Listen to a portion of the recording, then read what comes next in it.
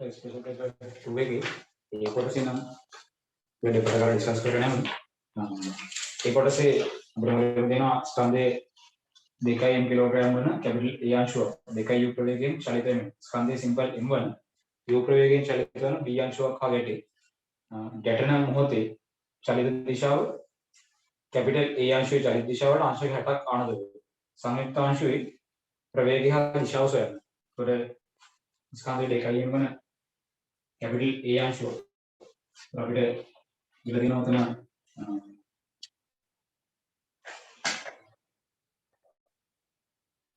ස්කන්ධය දෙකයින් වන capital A अंशुව මම कैपिटल ए अंशुව ස්කන්ධය දෙකයි u ප්‍රවේගයෙන් චලිත වෙන ස්කන්ධයේ සිම්පල් m වන u ප්‍රවේගයෙන් චලිත වෙන b अंशුවක් හා ගැටේ. ඒතර ඔබට කියනවා ගැටෙන මොහොතේ चलित दिशा कैपिटल ए अंशुවේ चलित दिशाවට अंशක 60ක් අනත වෙයි. ඒකට कैपिटल ए अंशුව මම ගන්නවා මේ පැත්තට 2u ප්‍රවේගයෙන් චලිත වෙනවා කියනවා. ඒකට b अंशුව m ස්කන්ධයක් සහිත u ප්‍රවේගයෙන් චලිත වෙනවා. मैं कैपिटल ए की चलित दिशाවට अंशක 60ක් අනත u ප්‍රවේගයෙන්. අපිට කියනවා සංයුක්ත අංශුවේ ප්‍රවේගයේ හා ප්‍රවේග විශාලත්වය සහ දිශාව ගැන නිර්ණය කරන්න ඕනේ. අපිට මම ගත්තොත් ගැටුමට මොහොතකට පෙර පද්ධතිය ගැන ඉතින් ගැටුමට මොහොතකට පෙර පද්ධතිය මම ගත්තා. අපිට නිරූපණය කරන්න පුළුවන් එයා කරෙන් कैपिटल A अंशुව 2m ස්කන්ධය සහිත උට එකට දෙනවා 2u ප්‍රවේගය. ඊට පස්සේ b अंशुව දෙනවා m ස්කන්ධය. ඊට දෙනවා ප්‍රවේගයෙන් මම ගන්න ලම්බ සංරචකවලට විභජනය කරලා ගත්තොත් අපිට තිරස් සංරචක දෙකක් විතර තීරණය ගන්න පුළුවන්. තිරස් තියෙනවා u cos 60 කියන ප්‍රවේගය සිරස් තියෙනවා මේ ලම්බ සංරචක දෙකක් විදිහට නිරූපණය කරගන්නේ. සිරස් u sin 60 මේකෙන් අපිට තීරණය ගන්න පුළුවන් නේ. ඒකට ලම්බ සංරචක දෙකටම විභජනය කරලා නිරූපණය කරගත්ත ගැටුමට මොහොතකට පෙර පද්ධතියේ ප්‍රවේගයන් ගන්න. ඊට පස්සේ අපි ගැටුමට මොහොතකට පසු ප්‍රවේගය ගත්තොත් අපිට මේ විදිහට ප්‍රවේග සංරචක දෙකක් මෙතන තියෙන නිසා මම ගැටුමෙන් මොහොතකට පසු ප්‍රවේගය ගැන සලකද්දී අපි කියන්නේ සංයුක්ත අංශුව යම් ප්‍රවේගයකින් චලිත වෙනවා කියලානේ. ඒකට 2m ස්කන්ධය සහිත අංශුවත් m ස්කන්ධය සහිත අංශුවත් සම්බන්ධ වෙලා සංයුක්තේ 3යි. ඒකට සංයුක්ත අංශුව අපිට ගැන තීරණය කරන්න පුළුවන් ගැටුමට මොහොතකට පසු පද්ධතිය ගැන. ගැටුමට මොහොතකට පසු පද්ධතිය අපිට තීරණය කරන්න පුළුවන්. ගැටුමට මොහොතකට පසු පද්ධතියේ සංයුක්ත अंश තියෙනවා 3m ස්කන්ධය සහිතව. මෙයාගේ දිශාවට නිවැරදිව තීරණය කරන්න බැරි නිසා මම තීරණය කරනවා තිරස්ස x ප්‍රවේගයක් සිරස්ස y ප්‍රවේගයක් සංරචක දෙකකට අපි විභජනය කරගෙන නිරූපණය කරගත්තොත් ගැටුමට මොහොතකට පසු ප්‍රවේගය ගැන. ඒතකොට අපිට ගැටුම සලකා ගම්මිත හස්තේ නියමය ගන්න පුළුවන්. මම ගත්තොත් උදේට තිරස් දිශාවට අපි ගම්මිත හස්තේ නියමය දුවොත් අපිට තීරණය ගන්න පුළුවන්. මට දිශා දෙකක් ඔස්සේ ගම්මිත හස්තේ පාවිච්චි කරන්න ඕනේ. අපි ගත්තොත් තිරස්ස ගම්මිත සංස්කෘතියේ මූලධර්මයේදී තිරස්ස ගම්මිත සංස්කෘතියේ මූලධර්මයේ පද්ධතියේ පෙර ගම්මිතාවය අපිට වෙනවා 2m වරක් 2u ධන මෙතන b අංශයේ පෙර ගම්මිතාවය ස්කන්ධයේ සිම්පල් m වරක් ප්‍රවේගී අපිට u cos 60යි يعني u බෙදීම දෙකයි සමාන වෙනවා. මෙතන මුළු පද්ධතියේ පසු ගම්මිතාවය 3m වරක් තිරස් ප්‍රවේගී x. ඔයගොල්ලෝ x නිර්ණය කරන්න පුළුවන් නේ. ගම්මිත සීමුල ධර්මය යොදලා තිරස් එතෙන් අපිට x නිර්ණය කරන්න පුළුවන්. මම ගත්තොත් එකටම m ගේ මුදාගෙන යනවා. අපිට ලැබෙනවා දැන් 4u ධන u බෙදීම දෙක පොදුවරයක් කරන් සුළු කරොත් දැන් යාරදී 4යි 4 වලදී 8යි. ඒකට 8යි 9යි 9යි u බෙදීම දෙක සමාන වෙනවා 3x වලට සමාන වෙනවා අපිට 3ට 3ක් කියවත් වෙනවා 3u බෙදීම දෙකක් වෙනවා x කියන ප්‍රවේගය මේ පැත්තට 3u බෙදීම දෙක. ඊට පස්සේ අපි සිරස් දිශාවට ගම්මිතාංශයේ මූලධර්ම පාවිච්චි කරොත් අපිට දැන් තීරණය ගන්න පුළුවන් සිරස් ගම්මිතාවේ ආරම්භක සිරස් ගම්මිතාවය ගත්තොත් කැපිටල් A අංශයේ ආරම්භක සිරස් ගම්මිතාවේ බිඳුව. අපි සලකන දිශාවට ගම්මිතාවේ බිඳුවයි ප්‍රවේගය බිඳුවක් කරන නිසා. ඊට පස්සේ B අංශවල සලකන දිශාවට ගම්මිතාවයක් තියෙනවා. ස්කන්ධය සිම්පල් m වරක් ප්‍රවේගය u වරක් sin 60 එන මූල තුන බෙදීම දෙකයි. සමානව මුළුපත්තියේ අපිට පසුගම්මිතාවය තීරණය කරන්න පුළුවන් 3m වරක් ප්‍රවේගය අපි සලකන දිශාවට y. එතකොට අපිට m ඉවත් වෙනවා y සමාන වෙනවා u බෙදීම එතන මූල තුනක් ඉවත් වෙද්දී u බෙදීම 2 මූල 3ක්. y අපි සලකන දිශාවට මේ සපිට නිරූපණය වෙනවා. එහෙනම් අපිට x සහ y කියන සමාජක දෙකම තීරණය කරගත්ත නිසා තීරණය කරන්න පුළුවන් මුළු ප්‍රවේගය තිරස්ස 3u බෙදීම දෙක ප්‍රවේගයක්. එතන ඊට ලම්බකව u බෙදීම 2 මූල 3 ප්‍රවේගයක්. උඩ සම්ප්‍රයුක්තයේ දෙන්න අතුරින් මේ ආකාරයෙන් නිරූපණය වෙනවා. ඒතර අපි සම්ප්‍රයුක්ත ප්‍රවේගයේ මාංකණය කරගත්තොත් v කියලා. සම්ප්‍රයුක්ත ප්‍රවේගයේ v කියලා අපි අංකණය කරගත්තොත් v කියන ප්‍රවේගය වල තීරණය කරන්න පුළුවන් 3u බෙදීම දෙකෙහි වර්ගය ලැබෙනවා 9u වර්ග බෙදීම 4 ධන u බෙදීම 2 මූල 3 වර්ගය ලැබෙනවා u වර්ග බෙදීම 4 වරක් 3ක්. නේද? ඒතර අපිට එතන සුළු කරගෙන යන්න පුළුවන්. u වර්ග බෙදීම 4ක් මට පොත්සාලයක් විතර ගන්න පුළුවන්. එතකොට u වර්ග බෙදීම 4 වර්ගමූලයේ u වර්ග බෙදීම 4 වර්ගමූලයේ u බෙදීම 2යි වර්ගමූල ලකුණ ඇතුලේ අපිට සුළු වෙනවා. පොදු හරය විදිහට 3ක් ගන්න පුළුවන්. පොදු හරය 3යි. ඊට පස්සේ මෙතන 9 වරක් 3 27යි 28යි 28 බෙදීම 3යි. දැන් අයිඩියා එක. ඒතර අපිට මෙතන 28 කියන්නේ 7 වරක් 4යි 4 වර්ගමූලයේ 2යි. ඒතර දෙකට දෙකක් ඉවත් වෙනවා. ඒතර බෙදලා වෙනවා u වර්ගමූල 7 බෙදීම 3යි. විශාලත්වයේ දිශාව ගැන අපිට තේරුම් ගන්න පුළුවන්. මෙතන එහි ආරම්භක චලිත දිශාවත් එක්ක කොච්චර ආන්තියක් ධර්ම කියලා අපිට තීරණය ගන්න පුළුවන් ඇල්ෆා කියන කෝණය ගැන. ඒත් tan alpha සමාන වෙනවා. එතන u බෙදීම 2 මූල 3 දීම මෙතන 2 බෙදීම 3යි u. අපිට දෙකට දෙකක් ඉවත් වෙනවා. u ට u ඉවත් වෙනවා. 1 බෙදීම 3යි මූල 3ක් වෙනවා. ඒකට alpha සමාන වෙනවා tan inverse 1 බෙදීම 3යි මූල 3. මේ ආකාරයෙන් අපිට ගැටුමෙන් පසු මුළු පද්ධතියේ ප්‍රවේගයේ විශාලත්වය u වරක් වර්ගමූල 7 බෙදීම 3ක් වෙනවා. දිශාව එහි පළමු දිශාව සමග එහි පළමු දිශාවට ඇල්ෆා කෝණයක් ගන්නතොත් ඇල්ෆා කෝණය tan inverse 1ට 3යි මූල 3ක් වෙනවා. එස් අපි ගානේ b කොටස ගත්තොත් කණයිඩේ මේකේ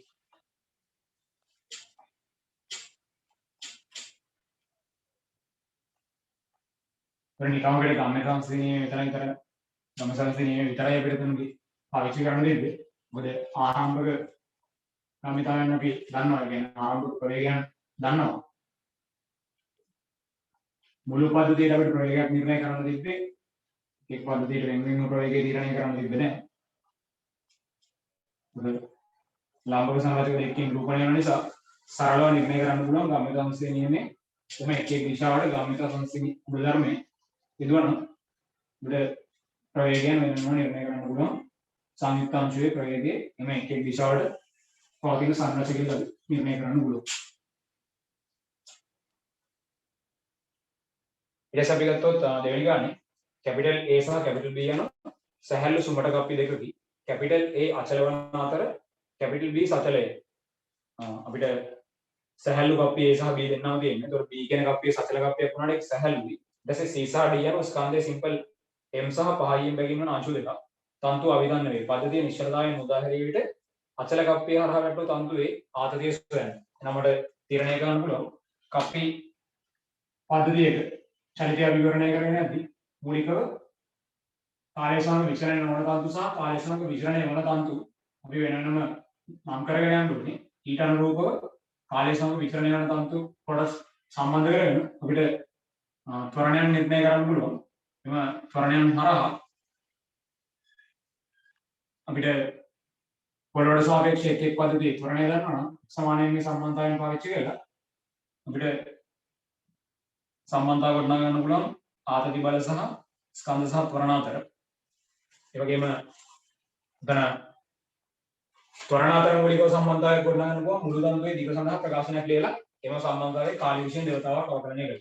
මම එහෙනම් මුලින්ම මෙතන නියත දිගදී තන්තු කොටස් ටික මුලින්ම නිරූපණය කරගෙන ගියොත් මෙතන දීලා තියෙනවා මෙතන කැපිටල් A කියන කප්පිය ඊට පස්සේ මෙතන C කියන අංශුව C අංශුව M ස්කන්ධය සහිතයි ඊට පස්සේ D අංශුව පහයි M ස්කන්ධය සහිත මුගේ පහ බර පහකට ක්‍රියාත්මක වෙන පහයි M ඊට පස්සේ මේ සචල කප්පිය කැපිටල් D. तर මම ගත්තොත් මෙතන නියත දිගදී තන්තු කොටස් සහ කාලය සමග විචලනය වන තන්තු කොටස් ගත්තොත් කාලය සමග දිග විචලනය වන තන්තු කොටස් අපි ගත්තොත් මේ කැපිටල් A කියන මට්ටමේ ඉඳන් C කියන අංශුවට පවතින දුර කාලය සමග විචලනය වෙනවා. මම තීරණය කරනවා මේ මට්ටමේ ඉඳන් පහළට යන ලබන රාශියක් ධන නිසා මේ මට්ටමේ ඉඳන් ඉහළට යන ලබන රාශියක් ඍණ ලෙස නිරූපණය කරගන්නවා. එතකොට x වැඩි වෙන දිශාවට අපිට ත්වරණය සටහන් කරන්න පුළුවන්. x වැඩි වෙන දිශාවට මට ත්වරණය සටහන් කරගෙන යන්න පුළුවන්. අපිට x වැඩි වෙන දිශාවට ත්වරණය සටහන් කරොත් තීරණය වෙනවා x වැඩි වෙන දිශාවට ත්වරණය x ඩබල් ඩොට්. මේ පැත්තට ත්වරණය වලට නිරූපණය කරන්න පුළුවන් x ඩබල් ඩොට්. x වැඩි වෙන දිශාවට. ඒ වගේම අපිට තවත් නියත දිගදී තන්තු කොටසක් දකින්න පුළුවන්. මේ කැපිටල් A කියන අචල කප්පියේ කේන්ද්‍රය හරහාදී තිරස් මට්ටමේ සිට D කියන සචල කප්පියේ කේන්ද්‍රය හරහාදී තිරස් මට්ටමට මනින් ලබන තන්තු කොටසේ දිග y කියලා මම ගත්තොත් y කාලය සමග විචලනය වන තන්තු කොටස y කියන විස්ථාපනය වලින් දිනවා මේ මට්ටමේ ඉඳන් පහළ දිශාවට මනින් ලබන රාශියෙන් ධන ලෙසත් ඉහළ දිශාවට මනින් ලබන රාශියෙන් ඍණ ලෙසත් සැලකෙනවා. එහෙනම් y වැඩි වෙන දිශාවට ත්වරණයකට සටහන් වෙනවා y ඩබල් ඩොට්. මෙම එක් එක් ත්වරණයන් අපිට තීරණය කරන්න පුළුවන් මේ x ඩබල් ඩොට් කියන ත්වරණය දෙන්නේ c කියන අංශුවට. කාට සාපේක්ෂ ත්වරණයක්ද? අපිට තීරණය වෙන්නේ x කියන විස්ථාපනය වෙනීම සඳහා භාවිත කරන ලබන මේ අචල මට්ටම. අචල වෙන්නේ කාට සාපේක්ෂවද? පොළොවට සාපේක්ෂව. ඒ නිසා මේ x ඩබල් ඩොට් කියන ත්වරණයත් y ඩබල් ඩොට් කියන ත්වරණයත් මේ අවස්ථාවේ අපිට නිරූපණය වෙන්නේ පොළොවට සාපේක්ෂ ත්වරණ. හරිනේ? ඒක පොළොවට සාපේක්ෂ ත්වරණ. ඇත්තටම අපිට මෙතන මේ b කියන කප්පියට d කියන සතර කප්පියට තන්තුවක් සම්බන්ධ කරලා එයාට තමයි d කියන පහයි m ස්කන්ධය සහිත අංශුව සම්බන්ධ කරලා දෙන්නේ. හැබැයි මට මෙතනදී මේ මුළු පද්ධතිය සලකන්න පුළුවන්. මොකද ගානේ අපිට මේ තන්තුවේ ආතතිය ගැන වෙනම නිර්ණය කිරීමක් කරලා නැති නිසා. d අංශුව සම්බන්ධ වන b කියන කප්පියයි d කියන අංශුවයි සම්බන්ධ වන තන්තුවේ ආතතිය අපිට වෙනම නිර්ණය කරන්න නැහැ නේ. ගානේ අපිට කියන්නේ අචල කප්පිය හරහා වැටුණු තන්තුවේ ආතතිය සොයන්න. මෙන්න මේ තන්තු කොටසේ ආතතිය තමයි අපි තීරණය කරන්න ඕනේ. ඒතර මේ තන්තුවේ ආතතිය ඕන වෙන්නේ නැති නිසා මම මේ මුළු පද්ධතිය ගැන සලකනවා. ඒ කියන්නේ අතර මට මේ මුළු පද්ධතියම ගත්තොත් d කියන සචල කප්පියයි d කියන අංශුවයි දෙන්නම් y ඩබල් ඩොට් කියන ත්වරණයෙන් තමයි පහළට ගමන් කරන්නේ. ඒකට සාපේක්ෂ ත්වරණයේදී ආයි වැදගත් සංකල්පයක් තමයි ස්වභාවික චලිතය කියන එක සම්පූර්ණයෙන් අමතක කරන්න ඕනේ. අපි ගණිත විවරණයක් කරා තමයි මෙතන ප්‍රතිඵල නිර්ණය කරන්නේ. ඒකට අවසන් ප්‍රතිඵල අපිට නිවැරදිව දැනගෙන නිරූපණය වෙනවා. මම එනම් කාලය සමග විචලනය වෙන තන්තු කොටස් නිරූපණය කරගත්තා. ඊට පස්සේ අපිට නියත දිගදී තන්තු කොටස් ටිකක් නිරූපණය කරන්න පුළුවන්. ඒක මම ගත්තොත් මෙතන අචල කප්පිය මතින් ගමන් කරන තන්තු කොටස මූ නියත දිගදී තන්තු කොටසක් මම L1 කියලා ගන්නවා. ඊට පස්සේ මේ සචල කප්පිය මතින් ගමන් කරන තන්තු කොටස මූ නියත දිගදී තන්තු කොටසක් අපි ගමු මෙහා L2 ලෙස. ඒ වගේම මේ මට්ටමේ ඉඳන් මේ සිවිලි වලට පවතින තන්තු කොටස මේකත් නියත දිගදී තන්තු කොටසක් මම ගන්නම් L3 කියලා. මොකද අපි දන්නවා මේ B කියන සචල කප්පියේ කේන්ද්‍රය මේ කැපිටල් A කියන අචල කප්පියේ කේන්ද්‍රයේ හරහා යන තිරස් මට්ටමට වඩා ඉහළට ගියොත් මේ පද්ධතිය සම්පූර්ණ වෙනස් වෙනවා. හරිනේ? ඒ නිසා අපි මේ L3 කියන දිග නියතව තියනවා කියලා සලකනවා. හරිනේ? නමට තීරණය ගන්න පුළුවන් මුළු තන්තුවේ දිග කැපිටල් L නම්. අපි ගමු මුළු තන්තුවේ දිග කැපිටල් L කියලා. මුළු තන්තුවේ දිග කැපිටල් L නම් මට තීරණය ගන්න පුළුවන් මේ කැපිටල් L කියන දිග සඳහා ප්‍රකාශනයක් කොට ගන්න පුළුවන්. අපිට තීරණය ගන්න පුළුවන් කැපිටල් L සමාන වෙනවා x ධන මෙතන L1 ධන මෙතන අපිට ලැබෙනවා y කියන දිග. ඊට පස්සේ මේකට L2 එකතු වෙනවා. නැවත y එකතු වෙනවා. මේකට L3 එකතු වෙනවා. ඒතර මේ නිරූපණය තුළ අපිට තීරණය ගන්න පුළුවන් මෙහි කැපිටල් L L1 L2 හා L3 නියත දිගදී තන්තු කොටස් වේ. නියත දිගදී තන්තු කොටස් වේ. කලින් අයිඩියා එක ඊට පස්සේ අපිට මේ සම්බන්ධතාවයේ දේවතාව කාලීය විශේෂ නවකරණය කරොත් මට නිරූපණය කරන්න පුළුවන් x ඩබල් ඩොට් ධන 2y ඩබල් ඩොට් සමානයි බිඳුවක් වෙනවා. අපි ආ පළමු සම්බන්ධතාවය ඉස්සර ගන්න. ඒතර මේ ප්‍රතිඵලය ලැබෙන්න අපිට කාලය විශ්යෙන් දේවතාවක් මේ සම්බන්ධතාවය අවකලනය කිරීම මගින්. ඊට පස්සේ මට තීරණය කරගන්න පුළුවන් තන්තුවේ ආතතිය සටහන් කරගත්තොත් මෙතන අපිට අවිධාන්‍ය තන්තුව පුරාවට නියත ආතතියක් පවතින්නේ. මේ ආකාරයෙන් තන්තුව පුරාවට පවතින එම නියත ආතතිය අපිට සටහන් කරගෙන යන්න පුළුවන්. මම ගත්තොත් C අංශුවට C ට අපිට පාවිච්චි කරන්න පුළුවන් සිරස් පහරට F සමාන m හේතුව අංශයේ බර සිරස් පහරට ක්‍රියාත්මක වෙනවා mg තන්තුවෙන් ඇති කරන බල ආත්‍යයට ප්‍රතිවිරුද්ධ සිරස් විලය. ස්කන්ධයේ සිම්පල් m වරක් ත්වරණය x w. මේ තියෙන පොළොවට සාපේක්ෂ ත්වරණය. F සමාන m මේ සම්බන්ධතාවය අපි ඇප්ලයි කරද්දී කොහේ පාවිච්චි කරත් සෑම අංශුවකම හෝ සෑම වස්තුවකම පොළොවට සාපේක්ෂ ත්වරණ අපි දැනගෙන ඉන්න ඕනේ. නැත්නම් අපිට F සමාන m මේ සම්බන්ධතාවය පාවිච්චි කරන්න බෑ. ඒතර මෙතන අපිට සම්බන්ධතාවය දෙපැත්තම m ගෙන් බෙදාගෙන අඩ වෙනවා g ගෙන t වේදීම m සමාන වෙනවා x w වලට. මම ගන්නවා මෙයා දෙවන සම්බන්ධතාවය. ඊට පස්සේ අපි ගත්තොත් මෙතන b කියන සහැල්ලු සතල කප්පිය d කියන අංශුව. කියන්නේ b සහ d ට b සහ d ට මම යදනවා b සහ d ට සිරස්ස පහරට f සමාන m වේදුව. මේ පද්ධතියට අපි f සමාන m සිරස්ස පහරට දුවොත් මුළු පත්තියම සිරස්ස පහරට අංශයේ බර ක්‍රියාත්මක වෙනවා 5 mg. ඒ වගේම තන්තුවෙන් ඇති කරන ආර්ථික බල සංරචන දෙක ඉහළට ක්‍රියාත්මක වෙනවා 2t. සමාන වෙනවා ස්කන්ධයේ 5 m වරක් ත්වරණය පහළ දිශාවට y w. එහෙනම් අපිට සම්බන්ධතාවය දෙපැත්තම 5 m ගෙන් බෙදාගත්තොත් මට ලැබෙනවා g ඍණ 2t විදිහම 5 m සමාන වෙනවා y w. එහෙනම් මම ගත්තොත් මෙයා තුන්වන සම්බන්ධතාවය කියලා x w සහ y w සඳහා අපි දෙවන සම්බන්ධතාවයෙන් සහ තුන්වන සම්බන්ධතාවයෙන් කැපිටල් T ඇසුරෙන් නිර්මාණය කරගත්ත සම්බන්ධතා මම පළමු සමීකරණය ආදේශ කරගත්තා. ඒ කියන්නේ 2 සහ 3න් අංක 1 කෙරෙහි ආදේශයෙන් මට නිර්ණය කරන්න පුළුවන්. උතන x double dot කියන එක අපි ආදේශ කරොත් x double dot කියන්නේ g ඍණ t වෙදීම m ධන y double dot මේවා දෙකකින් වැඩි කරගන්න ඕනේ. මට ලැබෙනවා 2g ඍණ 4t වෙදීම 5m සමාන වෙන්න ඕනේ බිඳුවට. එහෙනම් අපිට උතනින් ලැබෙනවා මම ගත්තොත් 3g සමාන වෙනවා මේ පද දෙක ගත්තොත් අපිට පොදු හරයක් කරන් සුළු කරගන්න පුළුවන්. පොදු හරය 5m වෙනවා. මම ගත්තොත් මෙතන 5t ධන 4t 9t වෙදීම 5m වෙනවා. තුන් වරක් 1යි තුන් වරක් 3යි. අපිට t නිර්ණය කරන්න පුළුවන්. t සමාන වෙනවා 5mg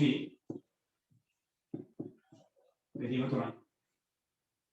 t අපිට මේ ආකාරයෙන් නිර්ණය කරන්න පුළුවන් 5mg වෙදීම 3ක් වෙනවා. හරිනේ.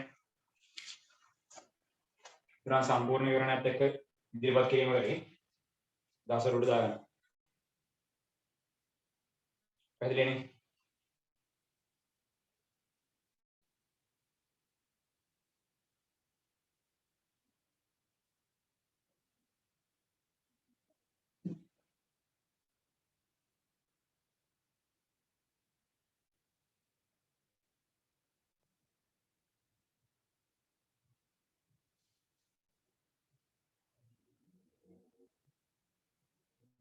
Idea ini.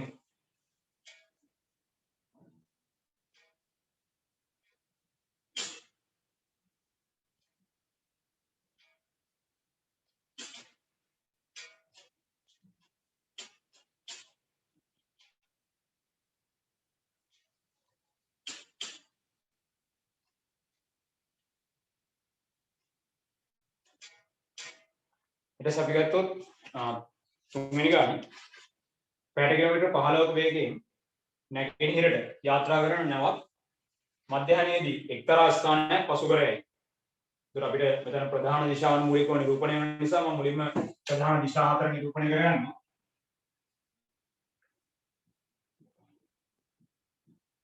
බිරිනෝ පැයට කිලෝමීටර් 15ක වේගයෙන් නැගෙනහිරට යාත්‍රා කරන නැවක්. ඒතර පොළොවට සාපේක්ෂව නැගේ ප්‍රවේගය අපිට දීලා තියෙනවා. පැයට කිලෝමීටර් 15ක වේගයෙන් නැගෙනහිරට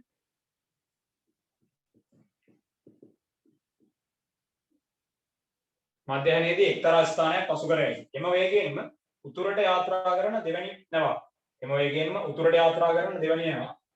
උඩ මෙතන මම නම් පළමු නැව. මෙතන පළමු නැව. උඩ දෙවන නැව. පොළොවට සාපේක්ෂව දෙවන නැවේ ප්‍රවේගය අපිට කියනවා එම වේගයෙන් උතුරට යාත්‍රා කරනවා. නම් උතුරු දිශාවට පැයට කිලෝමීටර් 15 ප්‍රවේගයකින් තමයි දෙවන නැව යාත්‍රා කරන්නේ. දෙවන නැව පස්වරු 1:30ට එම ස්ථානයේ පසු කරයි. ඒවා ඊටාම ලං වන්නේ කවර වේලාවේදීද? එවිට ඒවා අතර දුර කවරේද? දුර අපිට එකම ලක්ෂයක් මේ එකෙක් නැව පසු කර යන අවස්ථාවක් ගැන දීලා තියෙනවා. ඒ කියන්නේ අපිට මූලික චලිත අවස්ථාවක් ගැන අදහසක් දෙනවා. එතකොට මම ගත්තොත් අපිට කියනවා මධ්‍යහනයේදී තමයි මේ නැගෙනහිරට පැයට කිලෝමීටර් 15 ප්‍රවේගයකින් චලිත වන නැව එක්තරා ලක්ෂයක් පසු කර යන්නේ. ඒතර අපි ගත්තොත් මම ඔය කියන ලක්ෂය මේ ආකාරයෙන් ගත්තොත් මධ්‍යහන 12දී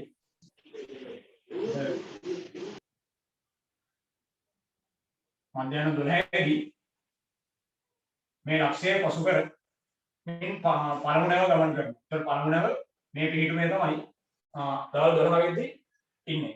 ඊට පස්සේ අපිට එම වේගයෙන් උතුරට යාත්‍රා කරන දෙවැනි නැව පස්වරු 1:30ට එම ස්ථානයේ පසු කරයි. එතකොට පස්වරු 1:30 දක්වා පැය එකමාරක් චලිත වෙනවනේ. පළමු නැව නම් පළමු නැව පැය එකමාරක් චලිත වෙද්දී පළමු නැව පැය එකමාරක් චලිත වෙලා පැය එකමාරක් කාලයක් චලිත වෙලා මේ වගේ තැනක අපි ඉන්නවා කියලා ගත්තා. අපි දන්නවා පැයට කිලෝමීටර් 15 ප්‍රවේගයකින් මු ගමන් කරන්නේ. පැයට කිලෝමීටර් 15 ප්‍රවේගයකින් පැයට කිලෝමීටර් 15 ප්‍රවේගයකින් මු පැයක් තුර නම් කිලෝමීටර් 15ක් ගමන් කරනවා. අපිට ඉතිරි පැය භාගය තුලද කියන්නේ පැය එකමාරක්නේ මධ්‍යහන 12 ඉඳන් පස්වරු 1:30 වෙනකම් පැය එකමාරක් කාලයකදී මු කිලෝමීටර් 15 තවත් 7.5 15න් භාගයක්නේ ඉතිරි පැය භාගයේදී ගමන් කරන්නේ.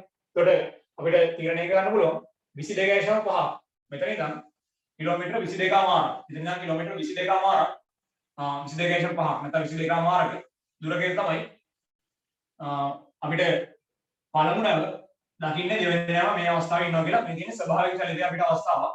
චලිතවරණය ආරම්භ කරන මොහොතේ දෙදෙනා අතර පරතරය ගැන අදහසක් ගන්න පුළුවන්. 22.5 කිලෝමීටර්. එතකොට අපිට තීරණය වෙනවා කැපිටල් A නැව ගමන් කරන්නේ මේ පැත්තට දැන් B නැව මේ පැත්තට ගමන් කැපිටල් මෙතන පළමු නැව ගමන් කරනවා මේ පැත්තට නැගෙනහිරට දෙවන නැව මේ ආකාරයෙන් උතුරට ගමන් කරනවා. හරිනේ. එතකොට චලිත විවරණය අපිට ගානකේදී මේ වගේ අවස්ථාවක් දෙන්න පුළුවන්. ස්වභාවික චලිත අවස්ථාවේ යම් පිළිටුමක් අපි දැනගෙන ඉන්න ඕනේ. මූලික චලිත අවස්ථාවක් දැනගෙන ඉන්න ඕනේ. එක්කෙනෙකුට සාපේක්ෂව අනිකාගේ පෙත නිර්මාණය කරගන්න. ඒ පෙර වගින් තමයි අපිට කෙටිතම කාලය නැත්නම් කෙටිතම දුර කියන එක නිර්ණය කරන්න පුළුවන්. යම් චලිත පද්ධති දෙකක් අතර ස්වභාවික චලිතයේදී ඇතිවන කෙටිතම දුර නිර්ණය කරන්න නම් අපි සාපේක්ෂ චලිතය සලකමින් දෙදෙනා අතර කෙටිතම දුර නිර්ණය කරනවා. එතකොට සාපේක්ෂ චලිතයේ දෙදෙනා අතර කෙටිතම දුරම තමයි ස්වභාවික චලිතයේ දෙදෙනා අතර කෙටිතම දුර වෙන්නේ. ඒ කෙටිතම දුර නිර්ණය කරන්න නම් එකට දැනෙන එකට පෙනෙන ආකාරයෙන් නැත්නම් එකට සාපේක්ෂව අනේකාගේ ගමන් මඟ නැත්නම් පෙත අපි නිර්මාණය කරගෙන ඉන්න ඕනේ. එහෙනම් පෙත නිර්මාණය කිරීමේ ක්‍රියාවලියට මූලිකව අපි කරුණු තුනක් දැන තෘප්ත කරන්න ඕනේ නේ. මොකද්ද? දෙදෙනාගේ මූලික පිහිටීමක් දැන සිටිය යුතුයි. අන්න මූලික පිහිටීමක් කියන්නේ මෙන්න මේ කතන්දරේ. හරිනේ. ඊට පස්සේ ආවට පරිසරය අමතක කරන්න ඕනේ. එකට සාපේක්ෂව අනිකාගේ ප්‍රවේගය දැන සිටිය යුතුයි. හරිනේ. මේ මූලික දේවල් ටික තමයි අපිට පෙත නිර්මාණය කිරීම සඳහා අවශ්‍ය වෙන්නේ. එහෙනම් මම දැන් තීරණය කරොත් උදන පළමු නැවට පෙනෙන ආකාරයෙන් දෙවන නැවේ චලිතය ගැන අපි සලකලා බලමු. පළමු නැවට සාපේක්ෂව දෙවන නැවේ ප්‍රවේගය මම නිර්ණය කරලා බලනවා. සාපේක්ෂ ප්‍රවේග මූල ධර්මය හරහා. අතරමැදියේ විදිහටම පොළොව පාවිච්චි කරමු. පොළොවට සාපේක්ෂව දෙවන නැවේ ප්‍රවේගය ධන. පළමු නැවට සාපේක්ෂව පොළොවේ ප්‍රවේගය. පොළොවට සාපේක්ෂව දෙවන නැවේ ප්‍රවේගය මේ පැත්තට පැයට කිලෝමීටර් 15ක ප්‍රවේගයක්. ඊට පස්සේ පොළොවට සාපේක්ෂව පළමු නැවේ ප්‍රවේගය නම් නැගෙනහිරට පැයට කිලෝමීටර් 15ක ප්‍රවේගයක්. එහෙනම් මෙයා දැන් අපිට බටහිරට පැයට කිලෝමීටර් 15ක ප්‍රවේගයක් නේ. දිශා මාරු වෙද්දී අපිට අකුරු මාරු වෙද්දී දිශා මාරු වෙනවා. විශාලත්වය වෙනසක් වෙන්නේ නැහැ. කරන අයිඩියා එක එහෙනම් මට තීරණය ගන්න පුළුවන්. දැන් සම්ප්‍රයුක්තය ගැන අපිට අදහසක් ගන්න පුළුවන්. මේ ආකාරයෙන් මේ පැත්තට 1.15ක දිග රේඛාවක් මේ පැත්තට 1.15ක දිග රේඛාවක්. අපිට සම්ප්‍රයුක්තය මෙලෙස නිර්ණය වෙනවා. මෙතන කෝණයේ අංශක 45යි. මෙතන අපිට විශාලත්වය 15 වර්ගයේ දන 15 වර්ගයේ වර්ගමූලයේ එතකොට 15 වර්ගයේ වරක් දෙගුණේ වර්ගමූලය. කියන්නේ 15යි මුල 2යි. විශාලත්වයේ 15යි මුල 2යි. කරන ඉඩයක විශාලත්වයේ 15යි මුල 2යි.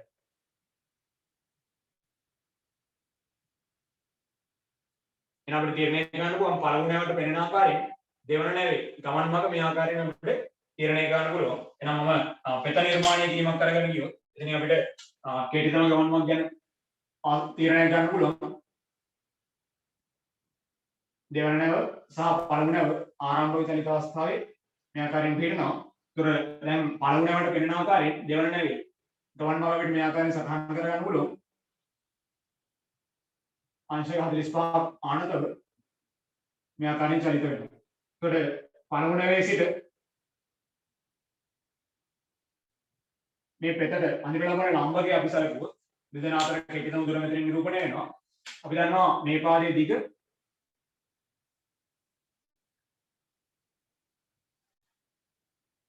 කිලෝමීටර 22කමාරයි.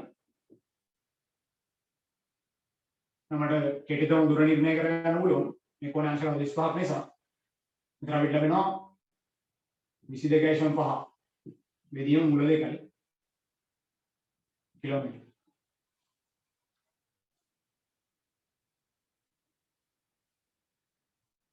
මේ කරන අපිට කෙටිතම දුර තීරණය කරන්න පුළුවන්. එතකොට මේ කෙටිතම දුර අපි තීරණය කරගත්තොත්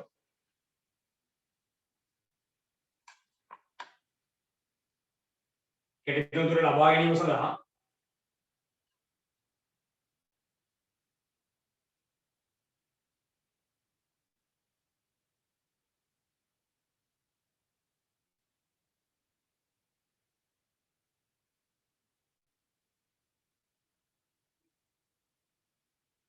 චලිත යුතු කාලය ගැන අපිට ඉඩයක් ගන්න පුළුවන්. මෙතන මේ දුරත් අපිට එන්නේ 22.5 බෙදීම මුල 2යි. මම මෙතන සරල කරගන්න පුළුවන්. ලාභය හැර දෙකම දෙකකින් වැඩි කරගත්තොත් 45 බෙදීම මුල 2යි කිලෝමීටර. එතකොට මේ දුර මු ගමන් කරන්නේ මේ පෙත තුල මු ගමන් කරන්නේ පළමු නැවට සාපේක්ෂව තමයි පළමු නැවට සාපේක්ෂ ප්‍රවේගයෙන් තමයි දෙවන නැව ඔය පෙත තුල ගමන් කරන්නේ. එහෙනම් මෙච්චර දුරක් මුට ගමන් කරන්න. ගතවන කාලය මම ගත්තොත් කැපිටල් T ලෙස. එතකොට අපි ගත්තොත් දෙදෙනා කෙටිම දුරේ පිහිටීම.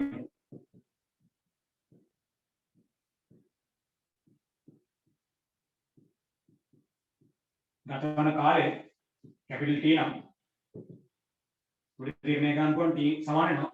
එතන පළමු නැවට සාපේක්ෂ දෙවන නැවේ චලිතය අපි සැලකුවොත් පළමු නැවට සාපේක්ෂ දෙවන නැවේ චලිතය සැලකීමෙන්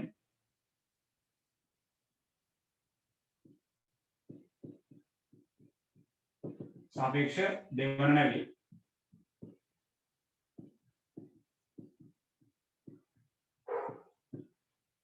චලිතය සැලකීමෙන් මට තීරණය කරන්න පුළුවන් ගතවන කාලය සමාන වෙනවා ගමන් කරන දුර 45 බෙදීම මුල 2 කිලෝමීටර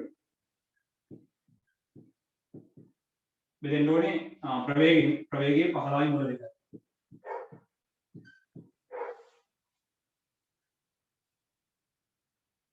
අපිට උතනින් පැය ගණන් නිර්ණය කරන්න පුළුවන්.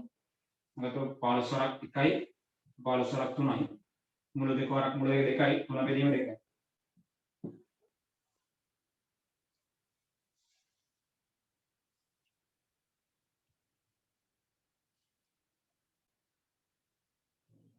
දැන් අපිට 2යි මුල 2ක් තියෙනවා. 45 බෙදීම 2යි මුල 2යි. ඒතර මෙතන 4න් 3යි. අපි ගහන්නේ ඒවා ඊටාම ලංවන්නේ කවර වේලාවෙදීද? එවිට ඒවා අතර දුර කවරේද? එතකොට කෙටිම දුරේ පවතින අවස්ථාවේ එම කෙටිතම දුර අපි සැලකුවොත් අපිට තීරණය කරන්න පුළුවන් කෙටිතම දුර නම් 45 බෙදීම 2යි මුල 2යි කිලෝමීටර. ඊට පස්සේ එම දුර එළඹීමට ගත වන කාලය ආරම්භක චලිත අවස්ථාවේ නම් පැය 4න් 3ක් කාලයක්. ඒ කියන්නේ විනාඩි 45ක් නේ. ඒතර මධ්‍යහන 12 ඉඳන් අපිට විනාඩි 45කට පසු තමයි කෙටිතම දුරේ මුම් පිහිටන්නේ. අපිට තීරණය කරන්න පුළුවන්. ඒ නිසා පස්වරු 12:45 වන විට දෙදෙනා කෙටි උදුරේ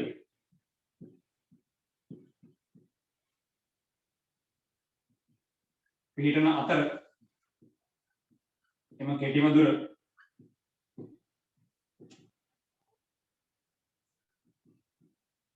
45 බෙදීම 2.2 කිලෝමීටර.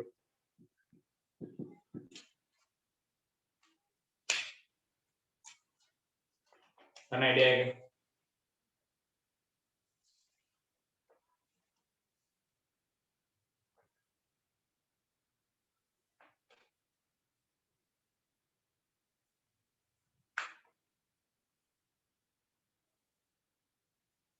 Yes, अभी हतरें बोल सकते हो.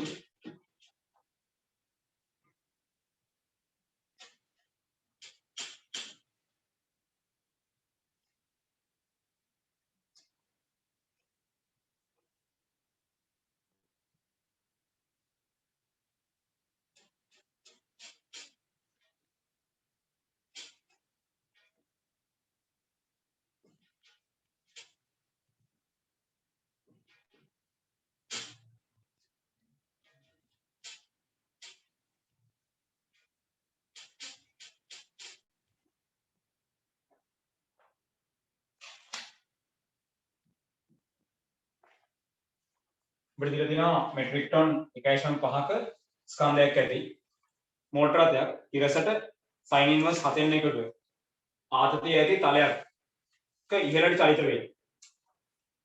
රථයේ නියත ප්‍රවේගය තප්පරයට මීටර 6ක් වේ. රථයේ ක්ෂමතාවය 18 කිලෝවොට් නම් චලිතයට ප්‍රතිරෝධය සොයන්න. ඒතර අපි ගත්තොත්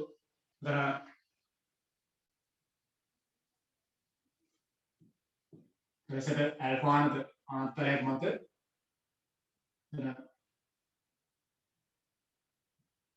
මානසික මාර්ගයේ දිගේ ඉදිරියට චලිත වෙනවා. ඒ කියන්නේ ඉරසට සයින් ඉන්වර්ස් 7න් එක්ක ආනතිය ඇති තලයක් ඉහළට චලිත වේ.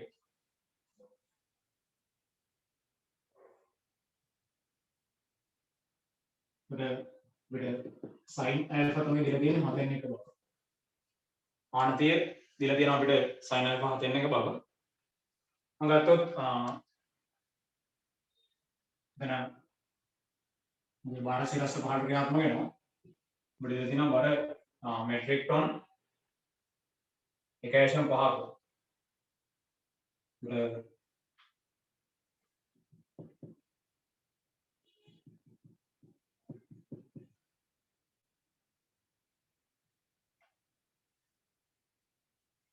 මේ බාර සිරස්ස පහළ ක්‍රියාත්මක වෙන ආකාරයෙන් දැන් අපිට මාර්ග ප්‍රතිරෝධය ගැන මම තීරණය කරන්න කියන්නේ අන්න මාර්ග ප්‍රතිරෝධය කැපිටල් R ප්‍රකර්ෂණ වලේ කැපිටල් P කියන පිළිරූපණය කරගත්තා.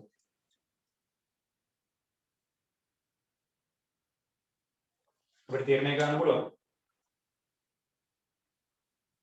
රථයේ නියත ප්‍රවේගය අපිට දීලා තියෙනවා තප්පරයට මීටර 6ක් බව. රථයේ නියත ප්‍රවේගය තප්පරයට මීටර 6යි.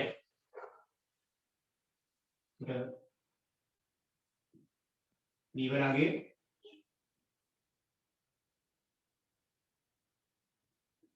තප්පරයට මීටර 6යි. මෙතන අපි 1 නිව්ටන් වලින් මේ දක්වලා තියෙන්නේ බලය. ඒත් අපිට තීරණය කරන්න පුළුවන් ප්‍රතිරෝධය ගැන අපිට තීරණයක් ගන්න කියන්නේ.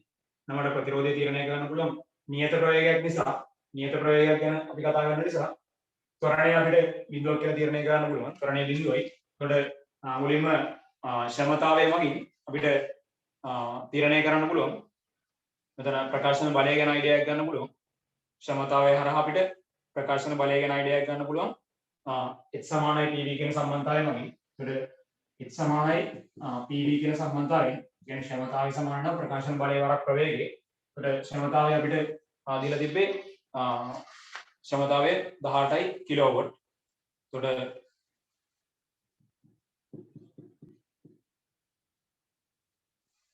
ක්ෂමතාවය 18යි කිලෝවොට්. ඊට පස්සේ ප්‍රවේගය තප්පරයට මීටර 6යි. ප්‍රකාශන බලය P කියලා මම ගත්තොත් එතන ඒකක අපිට මේ ආකාරයෙන් පරිවර්තනය කරගෙන දක්වන්න පුළුවන්. P කියන ප්‍රකාශන බලය 18 වරක් 10 බෙදීම 6යි.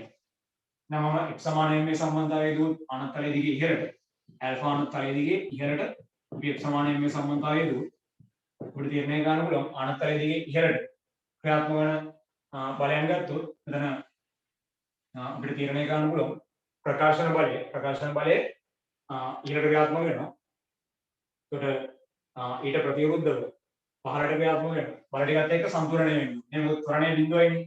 ඒකට ඉහළට ක්‍රියාත්මක වෙනවා P කියන බලය ඊට ප්‍රතිවිරුද්ධව බරේ සම්මතය ක්‍රියාත්මක වෙනවා.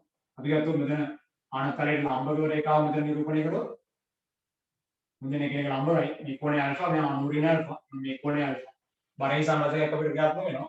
ඒකට මම නිරූපණයක් ලෙස ගත්තොත් ඉතින් mg. ඒකට mg වරක් sin alpha සලකන විශාල ප්‍රතිවිරුද්ධව මෙතන ප්‍රතිරෝධී බලයත් අපි සලකන විශාල ප්‍රතිවිරුද්ධව ස්කන්ධයේ සිම්පල් m වරක් ත්වරණය මෙතන බිඳුවයි. ඒ නිසා තමයි මේ පදේ අපිට ඉවත් වෙන්නේ. ඒකට කෙලින්ම අපිට ප්‍රකාශන බලය මෙතනම r අපිට උත්තර කරලා ලියා ගන්න පුළුවන්. r සමාන වෙන්නේ ප්‍රතිරෝධී බලය සමාන වෙනවා එතන ප්‍රකාශන බලය කියන බරහි සම්බන්ධකයට. අපිට r නිර්ණය ගන්න පුළුවන් ප්‍රකාශන බලය 18 වරක් 10 බෙදීම 6 වරක් මෙතන බරහි සම්බන්ධකයට අපිට තීරණය වෙනවා 1.5 වෙන බරහි සම්බන්ධකයේ 1.5 වරක් 10 පූර්ණ 3 වෙනි බලය. වරක් පුරුත්තුත්වරණය මම 10ක් කියලා ගන්නවා මෙතන. වරක් sin alpha. ඒතර sin alpha ලාගේ 7 වෙනි එක. right. ඒතර අපිට තීරණය කරන්න පුළුවන්. එතන 6 වරක් 1යි 6 වරක් 3යි 10 පූර්ණ 3 වෙනි බලය. පොච්චාලයක් පිටතට ගත්තොත් වරක් 3ක්. එතන 1 ඍණ පිට වෙනවා මෙතන 10න් වැඩි කරාම 15යි 15න් 3ක් අතට ගත්තාම 5යි 5 බෙදීම 7යි හරි මෙතන අපිට පොදු වාරයක් කරන් සුළු කරොත් 7න් 5 ගිහින් 2යි කියන්නේ 6 බෙදීම 7යි 10යි ගන්න අපිට ප්‍රතිරෝධී බලය මේ ආකාරයෙන් තීරණය කරන්න පුළුවන් 7න් 6යි වරක් 10යි ගන්න. මෙතනදී අපිට මේ අදහස වැඩගත් නියත ප්‍රවේගයෙන්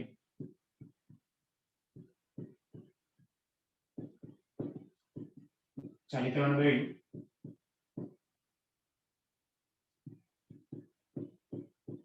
ත්වරණය ශූන්‍ය ලෙස දත හැකියි. ත්වරණයක් අපිට පවතින්නේ නැහැ කියන්නේ. නියත ප්‍රවේගයෙන් චලිත වෙන්නේ. ඒ තමයි මම ත්වරණය බිඳුවක් කියලා ගත්තේ. හරිද අයිඩියා එක?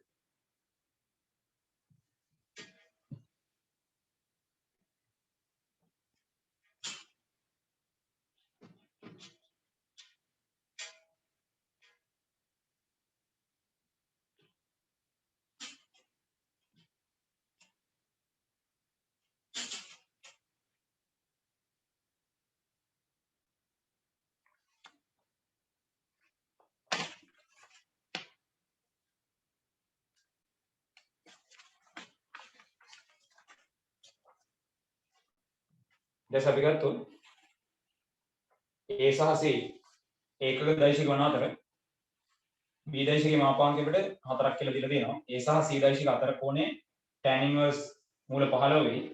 B ඍණ 2c සමානයි lambda a නම් lambda හි අගය සොයන්න. ඒතර අපිට A සහ C දෛශික ඒක දෛශික කියලා දීලා තියෙනවා. ඒ නිසා අපිට තීරණය කරන්න පුළුවන් A දෛශිකයේ මාපාංකය සහ C දෛශිකයේ මාපාංකය එකක් බව. ඒ වගේම B දෛශිකයේ මාපාංකය අපිට දීලා තියෙනවා 1/4ක් බව. ඊට පස්සේ A සහ C දෛශික දෙක අතර කෝණේ tan inverse මූල 5ක් කියලා අපිට දීලා තියෙනවා. ඒක නිසා අපිට තීරණය කරන්න පුළුවන් අතරම A සහ C දෛශික අතර කෝණයක් පවතින නිසා A සහ C දෛශික වල අපිට තීරණය කරන්න පුළුවන් ඉක්ගුණිතේ අගය නිර්ණය කරන්න පුළුවන්.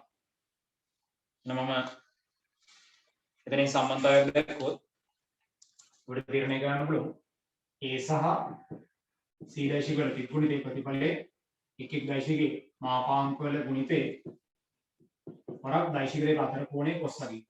ඒකට මම ගන්නවා මෙතන θ කියලා. දෛශික දෙක අතර කෝණය තමයි දීලා තියෙන්නේ tan inverse මූල 15 බව. දෛශික දෙක අතර කෝණය cos වගේ අවශ්‍ය වෙන්නේ. මම නම් ගත්තොත් මෙතන අපි දන්න තාත්වික සංඛ්‍යාවලින් නිරූපණය ඉදිරිපත් කරලා තියෙන නිසා tan θ අපිට තීරණය කරන්න පුළුවන් මේ රූපණය tan θ කියලා කියන්නේ මූල 15යි මූල 15 බෙදීම 1යි. එහෙනම් tan θ සමාන වෙනවා සම්මුඛ පාදයේ මූල 15 බෙදීම බද්ධ පාදයේ 1 1යි. ඒතර 15 මූල 15 වර්ගයේ 15යි. k වර්ගයේ 1යි 15 එකයි 16යි. 16 වට මූලේ 4යි. මේ පාදයේ දිගේ 1 4යි. අපිට cos θ නිර්ණය කරන්න පුළුවන්. මෙතන A දෛශිකයේ මාපාංකය 1යි C දෛශිකයේ මාපාංකය 1යි. cos θ කියලා කියන්නේ බද්ධ පාදයේ බෙදීම කාරණය 4න් එකක් වෙනවා. එන්නේ දෛශික දෙකේ ත්‍රිගුණිතය අපිට 4න් එකක් ලෙස තීරණය කරන්න පුළුවන් A සහ C දෛශික අතර ත්‍රිගුණිතය. එතකොට දෛශික දෙක අතර කෝණය දීලා තියෙන නිසා අපිට ත්‍රිගුණිතය ගැන අදහසක් ගන්න පුළුවන්.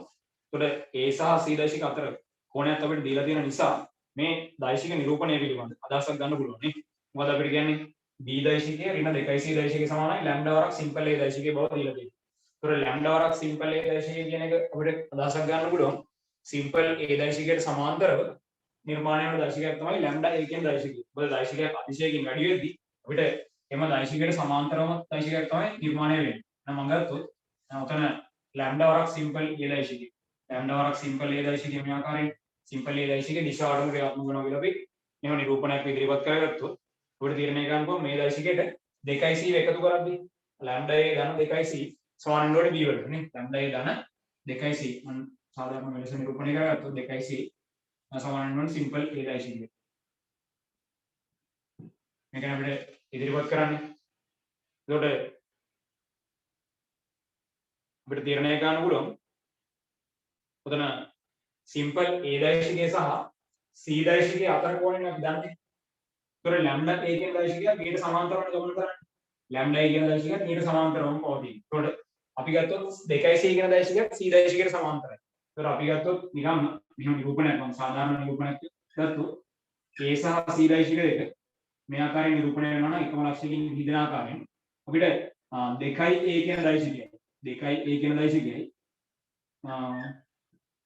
3C කියන දෛශිකයයි නිරූපණය කරද්දී නිරූපණය වෙනසක් වෙන්නේ නැහැ නේ. ඔය නිරූපණයේදී 2යි අපි ගත්තොත් මේ ආකාරයෙන් මෙතන 3A කියන දෛශිකයේ මෙතන 4C කියන දෛශිකයේ කියමු මේ දෛශික දෙක අතර කෝණය A සහ C දෛශික දෙක අතර කෝණය θ නම් අපිට 3A සහ 4C අතර කෝණයක් θ තමයි නේ. මොකද ඒ අයිඩියා එක A දෛශිකයට සමාන්තරව නිර්මාණය වෙන දෛශිකයක් තමයි 3A කියන දෛශිකය. ඊට පස්සේ C දෛශිකයට සමාන්තරව නිර්මාණය වෙන දෛශිකයක් තමයි 4C කියන දෛශිකය. ඒතර අපිට මේ සමාන්තර රේඛානේ අතරම තියෙන්නේ නේ. මේ රේඛා ඛණ්ඩ ගත්තොත් සමාන්තරයි. ඒ නිසා මේ රේඛා ඛණ්ඩ දෙක අතර කෝණය අපිට වෙනසක් වෙන්නේ නැහැ. මේ දෛශික දෙකේ අදිශ ගුණාකාර දෙකක් අතර කෝණයක් ගත්තොත් එම කෝණයම තමයි අපිට උතන නිර්මාණය වෙන්නේ. එහෙනම් ඒ අයිඩියා එකෙන් මට තීරණය කරන්න පුළුවන් මේ ලැම්ඩා A කියන දෛශිකයයි 2C කියන දෛශිකයයි අතර කෝණය අපි මේ තීරණය කරමු θ කෝණයටම. අපිට ගාණ දීලා තියෙන θ කෝණයටම θ කියලා මම විතර නිරූපණය කරගත්තේ A සහ C දෛශික දෙක අතර කෝණය θ ලෙස අපිට නිරූපණය කරන්න පුළුවන් නේ. එහෙම අපිට දකින්න පුළුවන්. හරිද අයිඩියා එක? එතකොට සිම්පල් A දෛශිකයේ විශාලත්වය 2C කියන දෛශිකයේ විශාලත්වයත් අපි දන්නවා. මොකද සිම්පල් A දෛශිකයේ විශාලත්වය උතන අපිට මෙතන සිම්පල් B දෛශිකයනේ. උතන නිරූපණය වෙන්නේ B 2 ලැම්ඩා A ධන 2C සමාන වෙන්නේ B දෛශිකය. මෙතන සිම්පල් B දෛශිකය. A දෛශිකය වෙන්න බෑනේ. එතකොට සිම්පල් B දෛශිකයේ විශාලත්වය දන්නවා. 2C ගේ විශාලත්වය එක්ක දෙකක් වෙන්න ඕනේ. ලැම්ඩා A ගේ විශාලත්වය ලැම්ඩා වෙන්න ඕනේ. නේ? ඒතර අපිට මෙතන කෝණය අන්තර්ගත මෙතන ඇතුළත කෝණය කියනවා 180 ඍණ θ නේ මේකේ. නමඩ මේ කෝණය cos එක ගැන අයිඩියා එකක් ගන්න පුළුවන්. cos θ අපි දන්නවා නේ. cos θ අපි දන්නවා මෙතන. හරිනේ. එතකොට අපිට තීරණය කරන්න පුළුවන්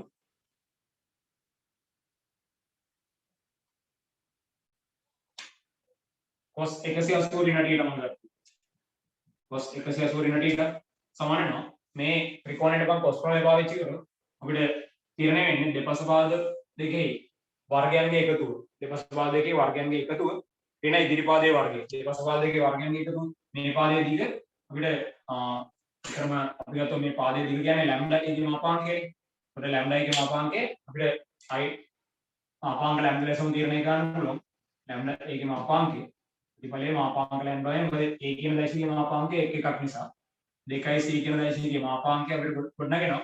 c කියන දෛශිකයේ මාපාංකය එකක් නිසා මොකද 2යි. ඒක අපිට තීරණය කරන්න පුළුවන්. දෙපස පාද දෙකේ වර්ගයන්ගේ එකතුව ලැම්ඩා වර්ගය ධන 4 ඍණ ඉදිරි පාදයේ වර්ගය මාපාංක b ගේ වර්ගයනේ. මාපාංක b කියන්නේ කවුද? ඒකත් එළිම ආදේශ කරගත්තොත් මාපාංක b 1/4යි. මාපාංක b 1/4යි. ඒ නිසා මාපාංක b ගේ වර්ගය කියන්නේ 4 වර්ගය. මෙතන අගය 16යි.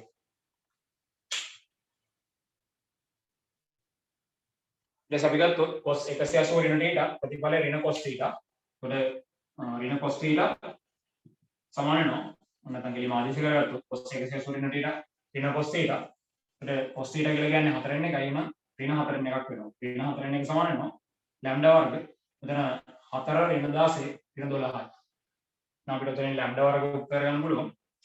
ලැම්ඩා වර්ග සමාන වෙනවා 12 ඍණ 4න් එක නේ. ලැම්ඩා වර්ග සමාන වෙනවා 12 ඍණ 4න් එක. මෙතන අපිට cos ප්‍රමේය පාවිච්චි කරද්දී දෙපස පාද දෙකේ වර්ගයන්ගේ එකතුව ඍණ ඉදිරි පාදයේ වර්ගයේ බෙදීම දෙවරක් දෙපස පාද දෙකේ ගුණිතය නේ. බෙදීම දෙවරක් දෙපස පාද දෙකේ ගුණිතය අපිට ලැබෙනවා ලැම්ඩා වරක් 2. ඒකට 4යි ලැම්ඩා එකක් තියෙනවා පල්ල. අපි ගත්තොත් මෙතන cos 180 ඍණ θ ඍණ cos θ කියන්නේ ඍණ 4න් එකයි සමාන වෙනවා ලැම්ඩා වර්ග ඍණ 12. බෙදීම 4යි ලැම්ඩා. 4ට 4 එකක් වෙනවා b ලැම්ඩා ගෙන් වැඩි කරගෙන ඉතින් මෙතන ලැබෙන ඍණ ලැම්ඩානේ. ඊපස්සේ අනිත් පැත්තට දාගන්න පුළුවන්. අපිට ලැබෙනවා ලැම්ඩා වර්ග ධන ලැම්ඩා ඍණ 12 සමානයි බිඳුවට. අපිට ඌ සාධක කඩාගෙන යන්න පුළුවන්.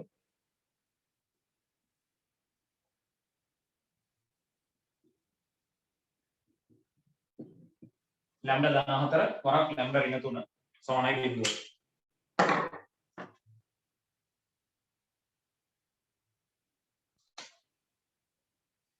එහෙනම් අපිට තීරණය වෙනවා ලැම්ඩා සඳහා ආගයන් දෙකක්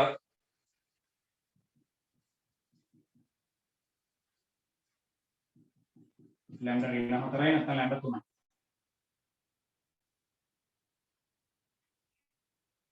ඒතර අපි නිරූපණය කරපු නිරූපණයත් එක්ක ලැම්ඩා කියනගේ අපිට ධනවත් තීරණය වෙන්න ඕනේ. මොකද a සහ c දෛශික අතර කෝණය තමයි මෙතන පාවිච්චි කරේ.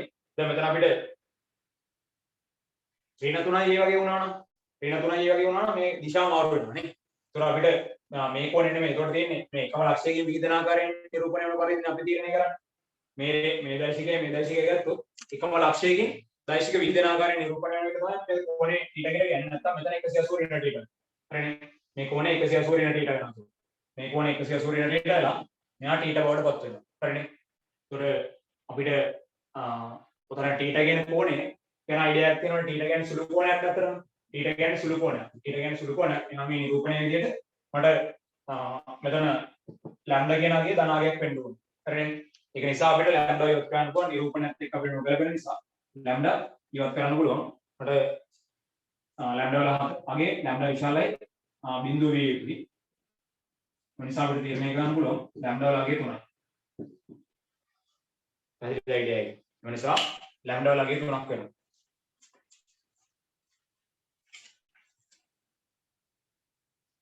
ඊට පස්සේ අපිට සමතුලිතතාවයේ කොටසක් තියෙන්නේ. 6 වෙනි ගාන.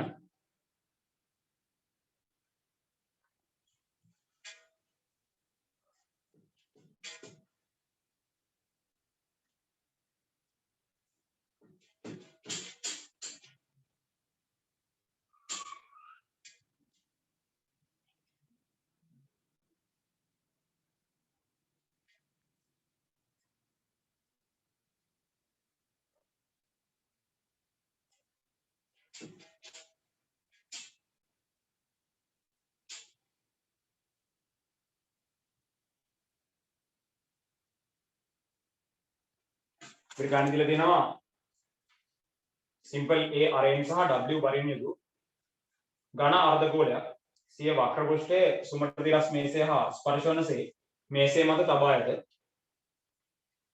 සිම්පල් L දිග ඇති. ඒතකොට සිම්පල් L කියන දිග සිම්පල් A ට වඩා කුඩා ගයක් කියලා කියනවා. මේ ඝන අර්ධගෝලයේ අරයට වඩා කුඩා දිගක් සහිත තන්තුවක් අපිට මේ දීලා තියෙන්නේ. සිම්පල් L දිග තන්තුවක් මගින් අර්ධගෝලයේ ගැට්ට මත ලක්ෂයක් හා මේසය මත ඇති ලක්ෂයක් සම්බන්ධ කොට තිබේ.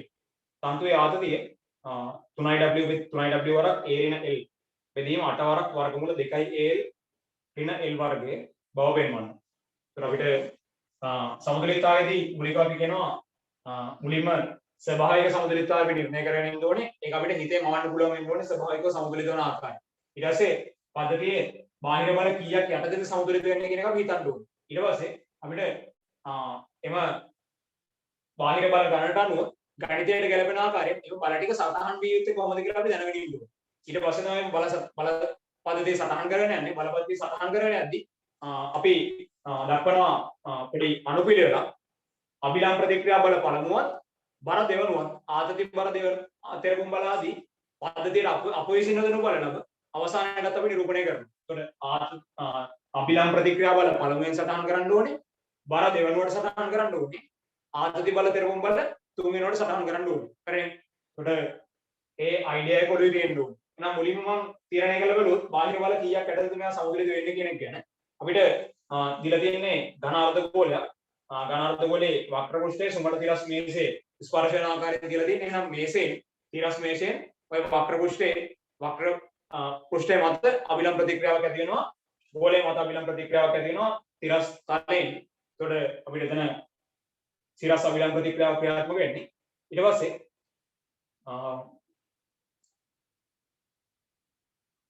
ඝන අර්ධගෝලයේ බර සිරස් පහරට ක්‍රියාත්මක වෙනවා. නම් ඝන අර්ධගෝලයේ බර ඒ වගේම තරයෙන් ඇති කරන ලබන අභිලම් ප්‍රතික්‍රියාව සහ මේ තන්තුවෙන් ඇති කරන මේ කියන තන්තුවෙන් ඇති කරන ලබන ආතති බලය කියන බාහිර බල තුන යට තමයි මේවා සමතුලිත වෙන්නේ නේ. එහෙනම් මූලිකව අපිට අර තීරණයක් ගන්න ඕනේ නේද? බාහිර බල තුනක් යටතේ වස්තුවක් සමතුලිත වෙද්දී අපිට අවස්ථා දෙකක් තියෙනවා නේ. ගණිතයෙන් සමතුලිත වෙනකොට අවස්ථා දෙකක් තියෙනවා. මොකද අසමාන්තර බාහිර බල තුනක් වෙන්න පුළුවන්. සමාන්තර බාහිර බල තුනක් වෙන්න පුළුවන්. අසමාන්තර බාහිර බල තුනක් නම් ඒ බල තුනේ ක්‍රියාරේඛා ඒකලක්ෂ වෙන්න ඕනේ. සමාන්තර බාහිර බල නම් එහෙම සීන් එකක් නැහැ. ඒතකොට අපිට සමාන්තර බාහිර බලද මේ තියෙන්නේ අසමාන්තර බාහිර බලද කියලා අයිඩියා එකක් මුලින්ම තියෙන්න ඕනේ. දැන් අපිට බර සිරස් පහළට ක්‍රියාත්මක වෙන්නේ. ඒ වගේම අපිට තලයෙන් නැති කරන ලබන අභිලම් ප්‍රතික්‍රියාවත් සිරස් ඉහළට.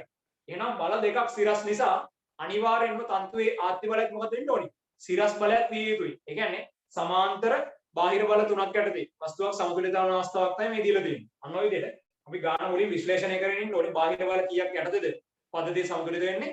එහෙනම් බාහිර බල ගණනට අනුව පද්ධතියේ ගණිතයට ගැලපෙන ආකාරය කොහොමද සමතුලිත වෙන්න ඕනේ කියන්නේ. ඊට පස්සේ දැන් බල සටහන් කරද්දී අපි අර අනුපිළිවෙලට සටහන් කරගෙන යනවා. මොකද අභිලම් ප්‍රතික්‍රියා පළමුව, බර දෙවනුව, ඊට පස්සේ ආත්‍ය බල තෙරපුම් බල ආදී. නමකට තීරණය කරන්න කොහොම මුලින්ම තිරස් තලය මත ඝන අර්ධගෝලයේ තියලා දෙද්දී අපිට වක්‍ර පෘෂ්ඨයේ තිරස් තලයේ ස්පර්ශ කරන ආකාරයෙන් තන්තුවේ සම්බන්ධ කරලා තියෙන්නේ. ඒත් අපිට පොඩ්ඩක් ස්වභාවිකව මාන්න පුළුවන් බව තියෙන්න ඕනේ ඉතින්. මේ ආකාරයෙන් තීරණය කරන්න පුළුවන්. ඒකට අපි බල සටහන් කිරීමත් එක්කම පොඩ්ඩක් සාකච්ඡා කරමු. මට ගාලා නිරූපණය ඉදිරිපත් කරන්න මූලික දේවල් පොඩ්ඩක් මතක් කරලා අපි අභිලම් ප්‍රතික්‍රියාව මුලින්ම සටහන් කරනවා නම් මම ගන්නවා තිරස් තලයේ මේ වගේ ලක්ෂයක ස්පර්ශ කරනවා කියලා අපි ගත්තොත්. තිරස් තලයේ මේ වගේ ලක්ෂයක ස්පර්ශ කරනවා කියලා ගත්තොත් අනිවාර්යයෙන්ම මේ තලයට ලම්බව ක්‍රියාත්මක වෙන අභිලම් ප්‍රතික්‍රියාව මේ ගෝලයේ කේන්ද්‍රය හරහා ගමන් කරන්න ඕනේ. මේ ඝන අර්ධගෝලයේ මේ ඝන අර්ධගෝලයේ කේන්ද්‍රය හරහා ගමන් වෙලා ඉතිරි. හරිනේ. අපි ගමු මේ වගේ තැනක් කියලා කේන්ද්‍රය. එතකොට කේන්ද්‍රය මේ වගේ තැනක් කියලා මම ගත්තා. අනිවාර්යයෙන්ම කේන්ද්‍රය හරහා ගමන් කරන්න ඕනේ. අපි දන්නවා මේ කේන්ද්‍රයේ සිට අපිට දැන් තන්තුවකින් මෙයා සම්බන්ධ කරාට පස්සේ අනිවාර්යයෙන්ම ඔය වක්‍ර පෘෂ්ඨයේ ආනත වීමක් වෙනවනේ. වක්‍ර පෘෂ්ඨය අපිට ආනත වීමක් වෙනවා. ඒක නිසා ඔය වක්‍ර පෘෂ්ඨයේ ලම්බකව කේන්ද්‍රය හරහා ඉදී සංවේදීක අක්ෂය මත කියන්නේ උතන ඝන අර්ධගෝලයේ අක්ෂය මත තමයි ගුරුත්ව කේන්ද්‍රය පිහිටන්නේ. ඒ නිසා අපිට තීරණය කරන්න පුළුවන් මේ ආකාරයෙන් අපි හිතමු මේ ආකාරයෙන් ආනතව තමයි නිර්මාණය වෙන්නේ. ඒතර මීට ලම්බකව මුගේ අක්ෂය නිර්මාණය වෙනවා. මේ අක්ෂය මත මේ වගේ අක්ෂයකින් අපිට බර සිරස්ස පහළට ක්‍රියාත්මක වෙනවා කියන්නේ. අක්ෂය මත මේ වගේ ලක්ෂයකින් බර සිරස්ස පහළට ක්‍රියාත්මක වෙනවා කියලා මම ගත්තා.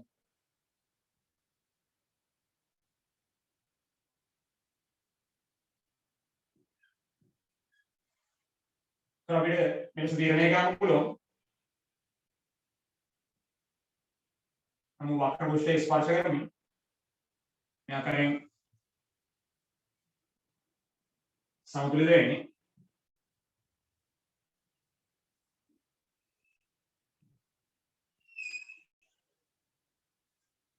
පිට පද්ධතිය මේ ආකාරයෙන් නිරූපණය කරගන්න පුළුවන්. ඊට පස්සේ මට දැන් තන්තුව දැන් අපි මුලින්ම ගානේ තන්තුව අරගෙන ඉන්න වැඩි කියලා වෙනවා නේ. තන්තුව අපි නිර්මාණය කරන්න ඕනේ සිරස්ස. හරිනේ. තන්තුව සිරස්ස නිර්මාණය කරන්න ඕනේ අපිට තන්තුවේ දිග මේ උගරාර්ධ ගෝලය මේ ඝනාර්ධ ගෝලයේ අරයට වඩා අඩු දෙකක් කියලා දෙනවනේ. අන්න අපිට එහෙනම් ඒක නිරූපණය කරන ආකාරය තමයි උතර තන්තුව නිර්මාණය වෙන්නේ නේ. අපිට තන්තුවෙන් ඇති කරන ආත්‍ය බලය මේ ආකාරයෙන් තීරණය කරන්න පුළුවන්. තන්තුවෙන් ඇති කරන ආත්‍ය බලය T මෙලෙස නිර්මාණය වෙනවා. උතර අපි දන්නවා ඝනාර්ධ ගෝලයක ගුරුත්ව කේන්ද්‍රයෙන් පිහිටීම කේන්ද්‍රයේ ඝනාර්ධ ගෝලයක ගුරුත්ව කේන්ද්‍රය පිහිටන්නේ ඔගේ කේන්ද්‍රේ නම් අක්ෂය දිගේ සම්මිතික අක්ෂය දිගේ 8න් 3යි අරය දුර. අරය සිම්පල් A කියලා අපිට දීලා තියෙනවානේ. ඊට පස්සේ මෙතන තන්තුවේ දිග සිම්පල් L කියලා අපිට දෙනවා. මේ තන්තුවේ දිග සිම්පල් L කියලා අපිට දෙනවා. දැන් මම ගත්තොත් මේ මට්ටමේ ඉඳන් තිරස් රේඛාවක් මේ පැත්තට ගත්තොත් අපිට නිරූපණය කරගන්න පුළුවන්. මෙතන තන්තුවේ ආධිතය තමයි අපිට තීරණය කරන්න කියන්නේ. තන්තුවේ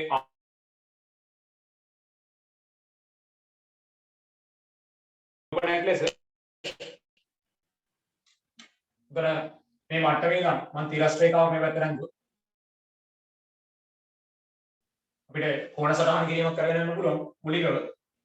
මම ගත්තොත් මේ වක්‍ර ධාරයේ තිරසට දරාණතිය θ කියලා අපි ගත්තොත් මෙහා තිරස් මෙහා සිරස් මුන් දෙන කෙනෙක් ලම්බ කරයි. මේ කෝණේ අනුව වෙන θ මෙහා අංශක අනුව කරන නිසා මොකද සම්මිතික අක්ෂය මේ වක්‍ර ධාරයට ලම්බ වෙනවා. එහෙනම් මේ කෝණේ θ වෙද්දි මෙතන අනුව වෙන θ නම් මේ කෝණේ අපිට θ වෙනවා නේ. හරිනේ. මේ කෝණේ θ වෙනවා. පැහැදිලිනේ. මෙලෙස අපිට තීරණය කරන්න පුළුවන්. එතකොට අපිට ඔය θ කියන කෝණය පිළිබඳව අයිඩියා එකක් තියෙනවා නම් θ කියන කෝණය අපි නිර්ණය කරගන්න මට අදහසක් ගන්න පුළුවන්. මෙතන ගූර්ණ ගන්න පුළුවන් අපිට සරලවම W වශයෙන් T1 නිර්ණය කරගන්න පුළුවන් මේ කේන්ද්‍රයේ කැපිටල් ගෝලක්ෂය වටා ගූර්ණ අරගෙන. ඒතර අපි ගත්තොත් මෙතන θ කියන කෝණේ අගය අපිට නිර්ණය කරගන්න පුළුවන් සරලවම. අපි දන්නවා මේ තියෙන්නේ ගෝලයේ අරයක්. ඔය තියෙන්නේ ඝනාර්ධ ගෝලයේ අරයක්. අරයෙන් L දුරක් අඩු වුණාට පස්සේ මේ පාරේ දිගම තීරණය කරන්න පුළුවන්. හරිනේ. අරයෙන් L දුරක් අඩු වුණාම මේ පාරේ දිග අපිට තීරණය කරන්න පුළුවන්. මේ තියෙන්නේ අරයක්, අරේ සිම්පල් A. මේ තියෙන අරයක්, අරේ සිම්පල් A. මේ පාරේ දිග වලට සටහන් කරගෙන යන්න පුළුවන්. ওই පාරේ දිග අපිට නිර්ණය වෙනවා. ওই පාරේ දිග A කින් අඩු වෙන්න ඕනේ L වගේ A නේ නේද? හරිනේ. එහෙනම් අපිට θ කෝණය පිළිබඳ අවබෝධයක් තියෙනවා. මම හිතනවා මෙන්න මේ පාදයේ දිග පිළිබඳව අදහසක් ගන්න පුළුවන්. අපිට ওই පාදයේ දිග නිරූපණය කරගන්න පුළුවන්. මට මේ ත්‍රිකෝණ ත්‍රිකෝණයට පයිතගොරස් ප්‍රමේයයෙන් අපි පාවිච්චි කරොත් a වර්ග ඍණ a ඍණ l ගේ පූර්ණ වර්ගයේ වර්ගමූලය වෙනවා. මට මේ සුළු කරගන්න පුළුවන්. ප්‍රසාරණය කළා සුළු කරගන්න පුළුවන්. නැත්නම් පූර්ණ වර්ගයක් ඍණ පූර්ණ වර්ගයක් වර්ග දෙක අතරේ සාධක ගන්න අපිට සුළු කරන්නත් පුළුවන්. මම වර්ග දෙක අතරේ සාධක කඩලා උතන සුළු කරගත්තොත් අපිට නැත්නම් ප්‍රසාරණය කළා සුළු ගන්න පුළුවන්. එතකොට මම ගත්ත ප්‍රසාරණය කරොත් a ඍණ l ගේ පූර්ණ වර්ගය කියන්නේ a වර්ග ධන l වර්ගයේ ඍණ 2යි a. ඍණෙන් වැඩි කරද්දී අපිට ලැබෙනවා ඍණ 2යි a ඍණෙන් වැඩි වෙද්දී ධන 2යි a වෙනවා. ධන a වර්ගයට ඍණ a වර්ගය ඉවත් වෙනවා. ධන l වර්ගයේ ඍණෙන් වැඩි වෙද්දී ඍණ l වර්ගය වෙනවා. හරිනේ. මේ ආකාරයෙන් අපිට මේ පාඩේ දිග නිර්ණය කරන්න පුළුවන්. එහෙනම් මට තීරණය කරන්න පුළුවන් සමතුලිතතාවය සලකා කැපිටල් ඕලක්ෂය වටා ගුණ ගත්තොත් සමතුලිතතාව සලකා කැපිටල් ඕලක්ෂය වටා අපි ගුණ ගත්තොත් අපිට උතනින් තීරණය කරන්න පුළුවන් කැපිටල් O වටා ගුණ ගත්තොත් අපිට ලැබෙනවා කැපිටල් O ලක්ෂය වටා දක්ෂිණාවර්ත ගුණ ගත්තොත් වරෙන් නැති කරන ගුණනේ වර W වටා වරේ ක්‍රියාරේඛාවට O සිටන්දි ලම්බ දුර මට තීරණය කරන්න පුළුවන් මේ ත්‍රිකෝණයේ කරණය වර කොනේ sin ගේ සම්මුඛ පාදයේ 8න් 3යි a sin θ. දැන් සමානෙන්න ඕනේ. මෙතන අතරම තන්ත්‍රයෙන් ඇති කරන ආත්‍ය බලයෙන් අපිට ඕලක්ෂය වට ඇති කරන්නේ වාමාවර්ත පූර්ණයක්. අපි සලකන දිශාවට ප්‍රතිවිරුද්ධ ඍණ පූර්ණයක්. ඒකම මම ඒ පූර්ණයට වාමාවර්ත පූර්ණය දක්ෂිණාවර්ත පූර්ණයට සමාන කරගන්නවා. මෙතන ආත්‍ය බලයේ t බලයේ විශාලත්වය වරක් බලයේ ක්‍රියා රේඛාවට ඕසිට ඇති ලම්බ දුර බලයේ ක්‍රියා රේඛාවට ඕසිට ඇති ලම්බ දුර මේ පාදයේදී අපිට ලැබෙනවා වර්ගමූල 2al ඍණ l වර්ගයට. එනකොට තීරණය ගන්නකොට මෙතන w වරක් 8න් 3 වරක් sin θ. sin θ කියන්නේ සම්මුඛ පාදයේ a ඍණ l බෙදීම කාරණේ සිම්පල් a සමාන වෙනවා t වරක් වර්ගමූල 2al ඍණ l වර්ගයට. එහෙනම් අපිට මෙතන t රෝක්ත කරලා ලියා ගන්න පුළුවන්. t සමාන වෙනවා අපිට අවශ්‍ය ප්‍රතිඵලය 3w වරක් a ඍණ l බෙදීම 8a වරක් वर्गमूल 2al ऋण l वर्ग. आइडिया है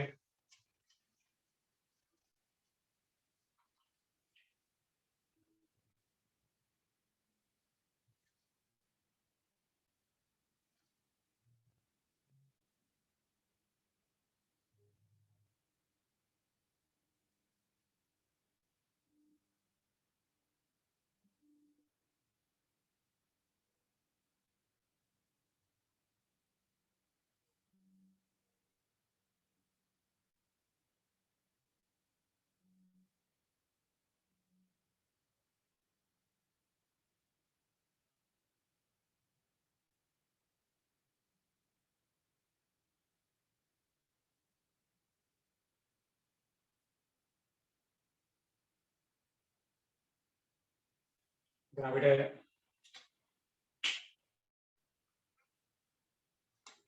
සිම්පල් a එකක් තියෙනවා නේ. ඒට a ඉවත් වෙනවා.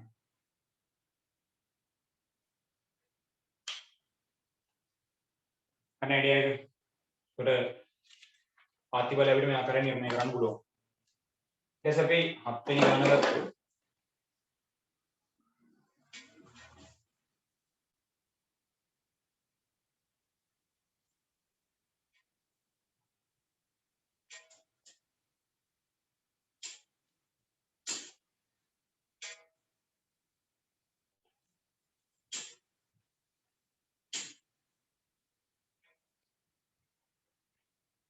අපිට තීරණය කරන්න පුළුවන් A B සහ C යන ඔමෙගා නියන්ත්‍රී අවකාශයක අන්‍යෝන්‍ය වශයෙන් බහිෂ්කාර හා නිර්වශේෂ සිද්ධි තුනක් යයි ගනිමු. එතකොට අන්‍යෝන්‍ය වශයෙන් බහිෂ්කාර නිසා අපිට තීරණය කරන්න පුළුවන් උතන අන්‍යෝන්‍ය වශයෙන් බහිෂ්කාර හා නිර්වශේෂ සිද්ධි. එතන නිර්වශේෂ නම් අපිට ඔය සිද්ධීන් තුනේ මේලේ මගින් මුළු නියන්ත්‍රී අවකාශයේ නිර්මාණය වෙනවා. අන්‍යෝන්‍ය වශයෙන් බහිෂ්කාර නිසා අපිට තීරණය කරන්න පුළුවන් හැමතිස්සෙම සිද්ධීන් දෙක මේලේ සිදුවීමේ සම්භාවිතාවයේ එම එක් එක් සිද්ධියේ සිදුවීමේ සම්භාවිතාවල එකතුවක් ලෙස ප්‍රකාශ කරන්න පුළුවන්. ඊට පස්සේ අපිට A මේල B, B මේල C සහ C මේල A වල අගයන් දීලා තියෙනවා. තිබිය හැකිද මෙලෙස නිර්ණය වෙන්න පුළුවන්ද කියලා අපිට තීරණය කරන්න කියනවා. ඒකට අපි ගත්තොත් අන්‍යෝන්‍ය වශයෙන් බහිෂ්කාර හා උතන නිර්වශේෂ සිද්ධි නිසා මුලින්ම අපි අන්‍යෝන්‍ය වශයෙන් බහිෂ්කාරය කියන අයිඩියා එකත් එක්කම අන්‍යෝන්‍ය වශයෙන් බහිෂ්කාර නිසා අපිට තීරණය කරන්න පුළුවන් A B හා C අන්‍යෝන්‍ය වශයෙන් බහිෂ්කාර වෙයි. P A මේල B සමානයි P A ධන PB P A මේල C සමානයි P A ධන PC P B මේල C සමානයි PB ධන PC විය යුතුයි. අපිට ඔය නිරූපණයෙන් ගන්න පුළුවන් P A මේල B අපිට භාගයක් කියලා දීලා තියෙනවා. ඒ කියන්නේ P A ධන PB භාගය. ඊට පස්සේ P A ධන PC P A මේල C උඩ දෙනවා 3න් 2යි.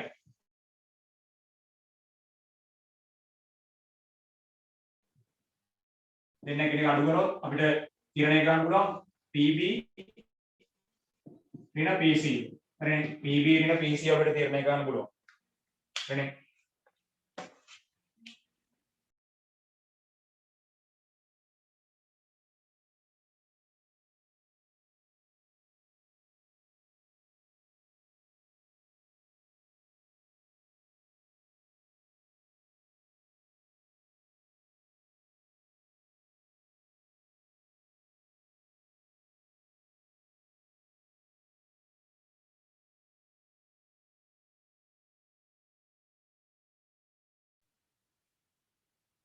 ඒතර අපිට මේ සම්බන්ධතාව දෙක එකිනෙක අඩු කරොත් අපිට තීරණය කරන්න පුළුවන් PA ඉවත් කරගෙන PB ඍණ PC අපිට නිර්ණය කරගන්න පුළුවන්. මෙතන භාගයේ ඍණ 3 බෙදීම 2යි නේ.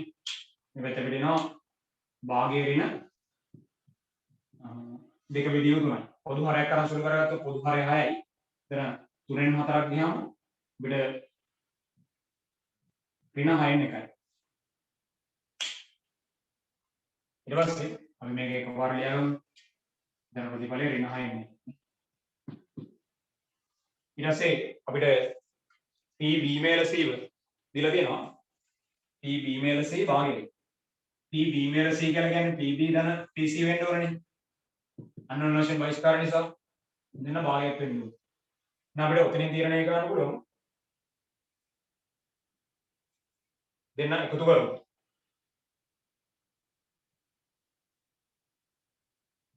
මේ සම්බන්ධතාවය එකතු කරොත් PC ට PC වත් වෙනවා. PB අපිට නිර්ණය කරන්න පුළුවන්.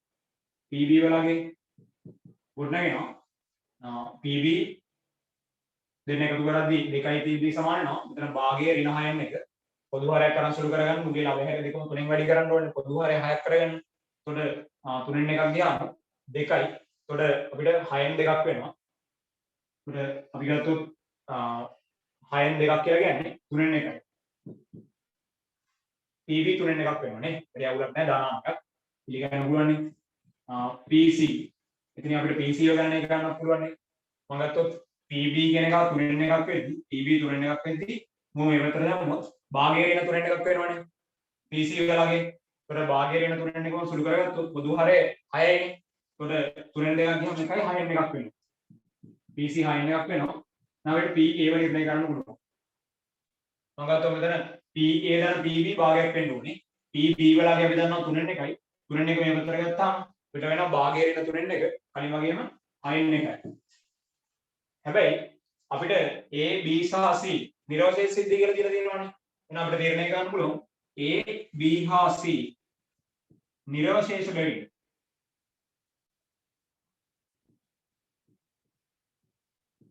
බැවින් මොකද වෙන්න ඕනේ? නිරෝධශේෂ බැවින් අපිට තීරණය වෙන්න ඕනේ P A මේල B මේල C මේ සිද්ධියෙන් තුනේ මේලේ සිදුවීමේ සම්භාවිතාවය සමාන වෙන්න ඕනේ ගුණ නියදී අවකාශයේ සිදුවීමේ සම්භාවිතාවය එකක් විය යුතුයි. ඒ වගේම අන්‍යෝන්‍ය වශයෙන් බහිස්කාර නිසා P A මේල B මේල C කියන එක අපිට ලියන්න පුළුවන් P A ධන P B ධන P C ලෙස නේ. හරිනේ. අන්‍යෝන්‍ය වශයෙන් බහිස්කාර නිසා. ඒකට තවද අන්‍යෝන්‍ය වශයෙන් බහිස්කාර වෙමින් P A මේල B මේල C සමානයි P A ධන PB ධන PC ද විය යුතුයි. එහෙනම් අපිට ඔතන තීරණය කරන්න පුළුවන් මොකද්ද? එහෙනම් අවශ්‍යතාවය PA ධන එම නිසා PA ධන PB ධන PC සමානයි 1 විය යුතුයි. අපිට එහෙම වෙන්නේ නැහැ නේද නේ? තීරණය කරන්න පුළුවන්. නමුත් PA ධන PB ධන PC මේ සුළු කරගත්තොත් එතන 3න් 1 ධන 6න් 1 ධන 6න් 1 එතන පොදු හරය 6ක් හදාගන්න ළමයි හරය දෙකම දෙකෙන් වැඩි ගන්න පුළුවන්. ඒකට එතන 2යි 3යි 4යි. අපිට 4 බෙදීම 6ක් එන්නේ. මේක අසමාන එකකට. ඒ නිසා අපිට ඔය සම්භාවිතාවෙන් එක විට තිබිය නොහැකි නේ. හරිනේ.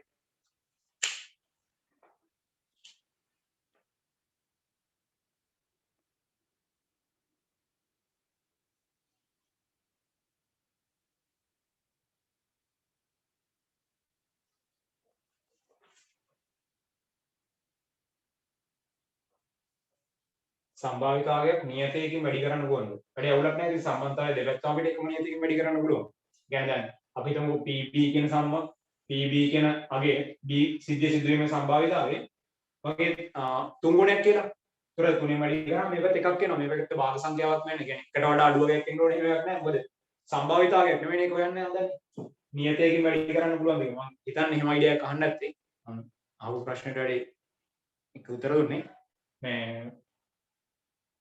නියතයේ මේ සම්භාවිතා අගයක් අපි අරගෙන ඒ සම්බන්ධය දෙපැත්තම අපිට නියතයෙන් වැඩි කරන්න පුළුවන්. හරිනේ? කවුලක් නැහැ.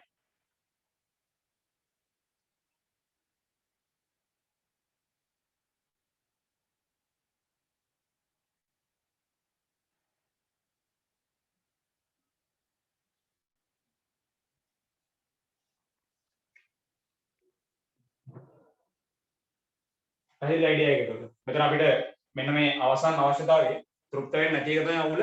මේ සමගාමී සමීකරණ තුන තෘප්ත කරන ආකාරයෙන් PA PB සහ PC වලට අපි ලැබෙන අගයන් සැලකුවාට පස්සේ ඒ ලැබෙන අගයන් අපි මේ සම්බන්ධතාවයේ තෘප්ත නොවන බැවින් PA ධන PB ධන PC සමාන 1 නොවන බැවින් තමයි උතන අපිට මේ අවශ්‍යතාව මේ අවස්ථා තුනම එක විට සිදු වෙන හැටි.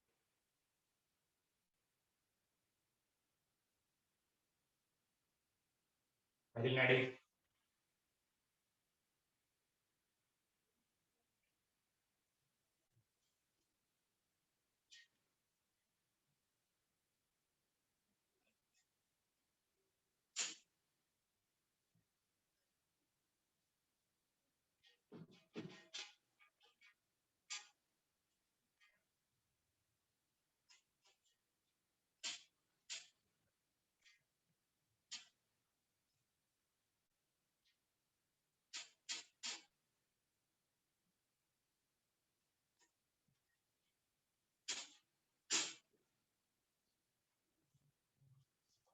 ඊට පස්සේ අපිට 8 වෙනි ගාන ගත්තොත් 8 වෙනි ගානේ A B සහ C සිසුන් තුන් දෙනෙකුට සංඛ්‍යාන විද්‍යා ගැටලුවක් ලබා දෙනු ලැබේ. කැපිටල් A B සහ C එය විසඳීමේ සම්භාවිතා පිළිවෙලින් භාගය 4න් 3 සහ 4න් 1 වේ. ගැටලුවේ නිවැරදි විසඳුම ලබාගත හැකි වීමේ සම්භාවිතාවය කොපමණද? එතකොට සිසුන් තුන් දෙනෙකුට සංඛ්‍යාන විද්‍යා ගැටලුවක් අපිට ලබා දෙනවා කියලා කියනවා. කැපිටල් A B සහ C වෙන වෙනම අපිට එම සිද්ධීන් එම ගැටලුව විසඳීමේ සම්භාවිතා පිළිවෙලින් දීලා තිනවා භාගය 4න් 3 සහ 4න් 1 කියන. අපිට කියනවා ගැටලුව විසඳීමේ සම්භාවිතාවය. එතකොට අපිට ගැටලුව විසඳීමේ සම්භාවිතාවය කියලා කියන්නේ අර අපි ගත්තොත් ඔය අනුපූරක සිද්ධිය කියන අයිඩියා එකකින් ගැටලුව විසඳීමේ සම්භාවිතාවය කියන එක මට ලියන්න පුළුවන් නේ. එකරින අපි හිතමු ගැටලුව නොවිසඳීමේ සම්භාවිතාවය කියන අයිඩියා එකත් එක්ක අපි හිතලා බලමු. අපිට තීරණය කරන්න පුළුවන්. එතන A B සහ C එය විසඳීමේ සම්භාවිතාව පිළිවෙලින් දීලා තියෙනවා භාගය 4න් 3 සහ 4න් 1 ලෙස. හරිනේ. විසඳීමේ සම්භාවිතාව භාගයයි 4න් 3යි.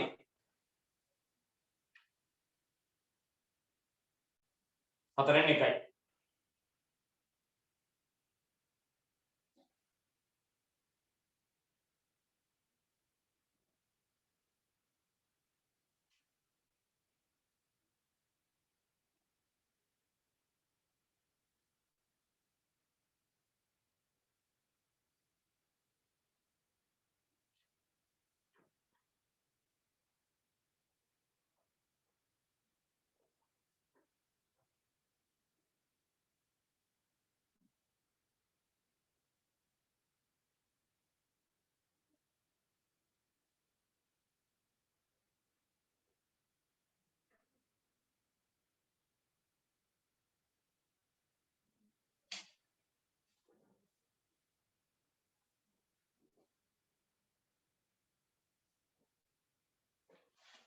අපි මෙහෙම ඉදිරිපත් කරොත් මේ අයිඩියා එක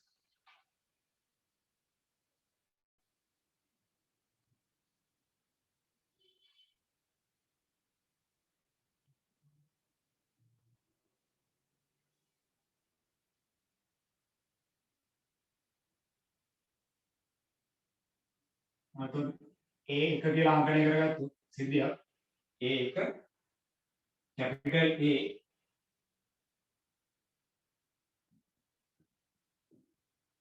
ගැටලුව විසඳීම. ඊටසේ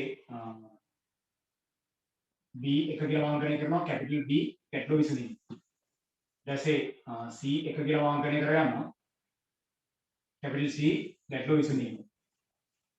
අපිට තීරණය ගන්න පුළුවන් ඔතන අපෙන් අහන්නේ දැන් capital A ගැටලුව විසඳීමේ සම්භාවිතාවය වෙනව දන්නවා.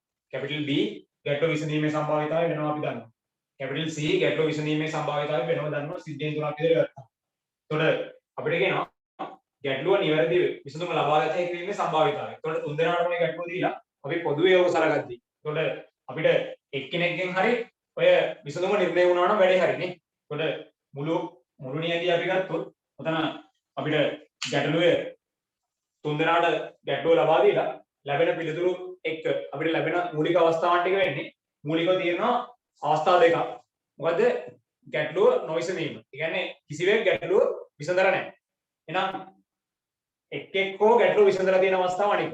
හරිනේ. අපිට ඔය එක්කෙනෙක් හරි ගැටලුව විසඳලා තියෙන අවස්ථාව ගැන නෙමෙයි අහන්නේ. හරිනේ. මොකද ගැටලුව නිවැරදි විසඳුම් ලබා ගත හැකි වීම. ගැටලුවට නිවැරදි අපි මොකක් හරි ප්‍රශ්නයක් දීලා කවුරු හරි එකෙක්ගෙන් හරි නිවැරදි විසඳුම ලැබුණොත් ගැටලුව විසඳලා තියෙන්නේ නේ. හරිනේ. ඒකට ගැටලුවට නිවැරදි විසඳුම් ලැබීම කියන සිද්ධිය ගත්තොත් ගැටලුවට නිවැරදි විසඳුම ලැබීම කියන සිද්ධිය සහ ගැටලුවට විසඳුම් නොලැබීම කියන සිද්ධීන් දෙකේ එකතුවෙන් අපිට මුළු නියති අවකාශය උතන කොට නැගෙනවා නේ. හරිනේ. ඒකට ගැටලුවට නිවැරදි විසඳුම ලැබීම කියන එක ඇතුලේ අපිට අවස්ථා සියල්ල තියෙනවා. ඒතකොට ඒ කියන්නේ තුන් දෙනාම නිවැරදි වෙන්න පුළුවන්. නැත්නම් එකෙක් නිවැරදි වෙලා ඉතිරි දෙන්න වරදින්න පුළුවන්. නැත්නම් දෙන්නෙක් නිවැරදි වෙලා එකෙක් වරදින්න පුළුවන්. ඒවලත් කම්බිනේෂන්ස් ගොඩක් තියෙනවානේ. අපිට ඒව වැඩක් නැහැ මෙතන. හරිනේ. නිකන් අපි සම්භාවිතාවයක් ගැන මෙතන කතා කරන්නේ. ඒතකොට සිද්ධියක් විදිහට ගත්තාම ගැටලුව විසඳීමේ ගැටලුවට නිවැරදි විසඳුම් ලැබීමේ සම්භාවිතාවය කියලා කියන්නේ ගැටලුවට නිවැරදි විසඳුම් ලැබීම කියන සිද්ධිය ගත්තොත් එම සිද්ධියයි ගැටලුවට නිවැරදි විසඳුම් නොලැබීම කියන සිද්ධියයි.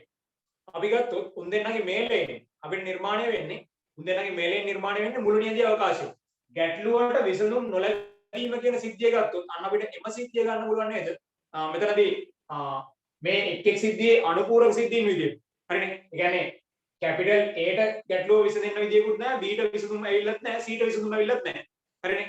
මේ සිද්ධීන් තුනේම අනුපූරක අවස්ථාව තමයි එතන අපිට වෙන්නේ. හරිනේ. ওই සිද්ධීන් තුනේම අනුපූරකය තමයි අපිට එතන වෙන්නේ. ඒ වගේම අපි දන්නවා දැන් capital A ගැටලුව විසඳීම හෝ විසඳන්න නැතිවීම. ඒ කියන්නේ capital A ගැටලුව විසඳීම හෝ නොවිසඳීම කියන සිද්ධීන් මත capital B ගැටලුව විසඳීම හෝ නොවිසඳීම රඳාපවතින්නේ නැහැ.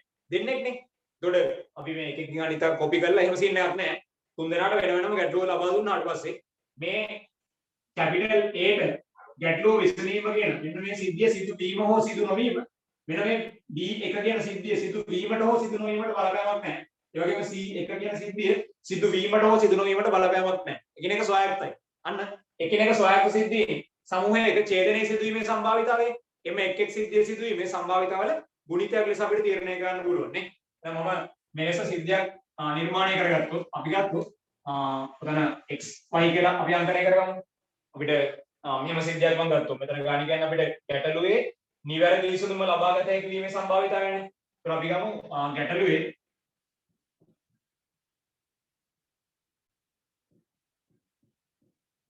නිවැරදි විසඳුම ලබා ගැනීම කියලා එක සිද්ධියක්. දැන් මේ සිද්ධිය ඇතුලේ මම අර කියපු විදිහට අවස්ථා සියල්ල තියෙන්න පුළුවන්. සියලු දෙනා ගැටලුව විසඳලා තියෙන්න පුළුවන්. නැත්නම් එකෙක් විතරක් ගැටලුව විසඳලා තියෙන්න පුළුවන්. නැත්නම් දෙන්නෙක් විතරක් ගැටලුව විසඳලා තියෙන්න පුළුවන්. කැමති අවස්ථාවක්. මේ සියල්ල මේක ඇතුලේ අන්තර්ගත වෙනවා. ඊට පස්සේ මම කැපිටල් Y කියලා සිද්ධියක් ගන්නවා.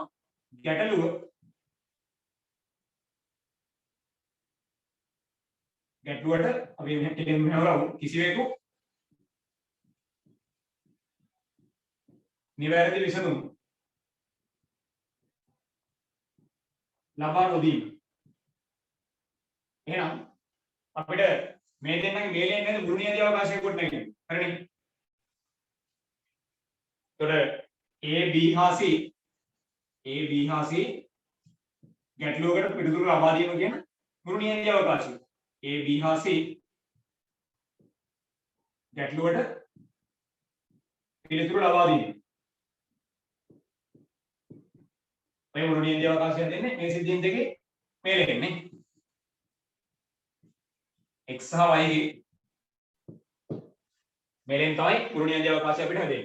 ඒතකොට අපිට තීරණය කරන්න පුළුවන් ඇත්තටම මේ මුළු නියන්දී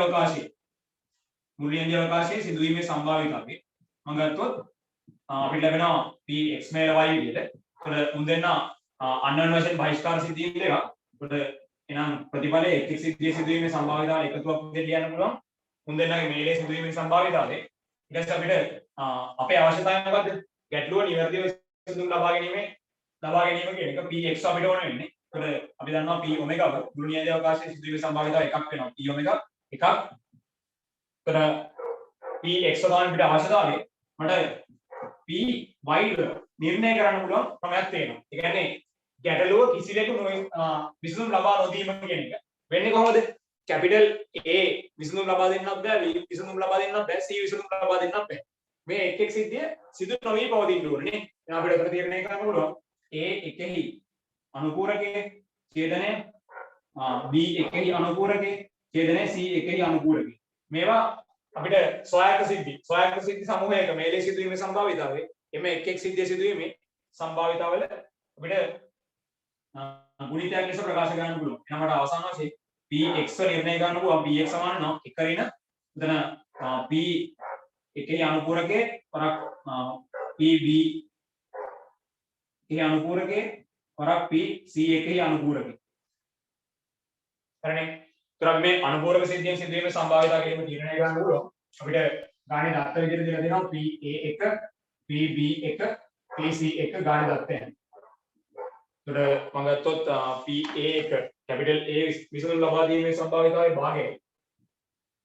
B විසඳුම් ලබා දීමේ සම්භාවිතාවය 3/4යි. C විසඳුම් ලබා දීමේ සම්භාවිතාවය 4/1යි. now අපිට A ගේ අනුපූරක සිද්ධියේ සිදුවීමේ සම්භාවිතාවය 1 රින A සිද්ධියේ සිදුවීමේ සම්භාවිතාවයනේ. අපිට 1 රින භාගයේ භාගයක්. ඊට පස්සේ අපිට B ගේ අනුපූරක සිද්ධියේ සිදුවීමේ සම්භාවිතාවය 1 රින B සිද්ධියේ සිදුවීමේ සම්භාවිතාවය. අපිට ප්‍රතිඵලය 4/1යි. ඊට පස්සේ C ගේ අනුපූරක සිද්ධියේ සිදුවීමේ සම්භාවිතාවය 1 රින C සිද්ධියේ සිදුවීමේ සම්භාවිතාවය ප්‍රතිඵලය 4/3යි. එහෙනම් අපිට උතන තීරණය කරන්න පුළුවන් නිසා px සමාන වෙනවා 1 රින එතන භාගයේ වරක් 4/1 වරක් 4/3. හරි අයිඩියා එක. දසරනේ අපිට සුළු කරගන්න පුළුවන්. එතන 1 රින 3 බෙදීම එතන 4 2 8යි 4 2 16යි. එතන 16න් 3 ගියාම 16න් 13යි.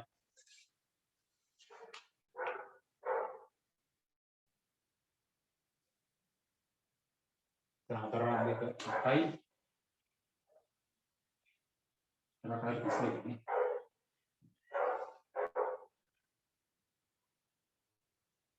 හරිනේ.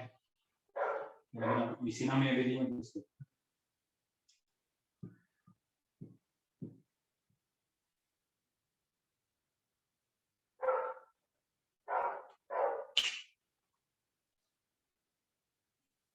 හරි අයිඩියා එක.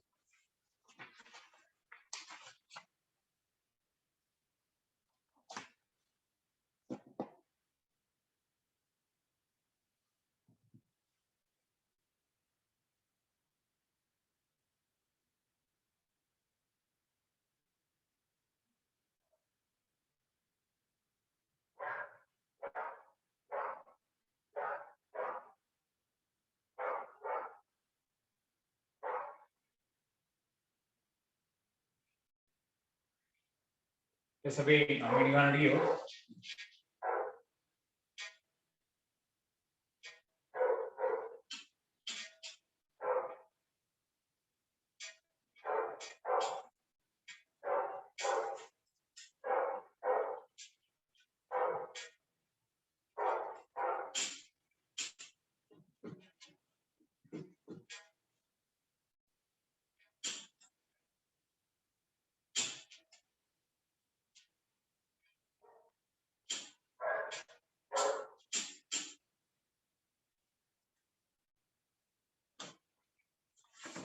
9 ගන්න අපිට ඉතින් තියෙනවා නිරීක්ෂණ 5ක මධ්‍යයනය හා මධ්‍යස්ථයේ පිළිවෙලින් 7 සහ 9 වේ. නිරීක්ෂණ වල එකම මාත 11 වේ. නිරීක්ෂණ සියල්ලම ධන නිකිල වේයයි උපකල්පනය කරමින් වැඩිතම නිරීක්ෂණ හා අඩුතම නිරීක්ෂණය සොයන්න. ඒතර අපි කලින් අදලා තියෙන ගණක් මම හිතන්නේ. දැකලා පුරුදුනේ. නිරීක්ෂණ 5ක මධ්‍යයනය හා මධ්‍යස්ථයේ පිළිවෙලින් 7 සහ 9 වේ. ඒතර අපි නිරීක්ෂණ 5 අංකණය කරගෙන ගියොත් x1 x2 x3 x4 සහ x5 ලෙස අපිට නිරීක්ෂණ 5 මධ්‍යයනය දීලා තියෙනවා 7ක් කියලා. ඒතර මධ්‍යයනය 7යි කියලා කියන්නේ මධ්‍යයනය 7 බැවින් නිරීක්ෂණ 5 එකතුව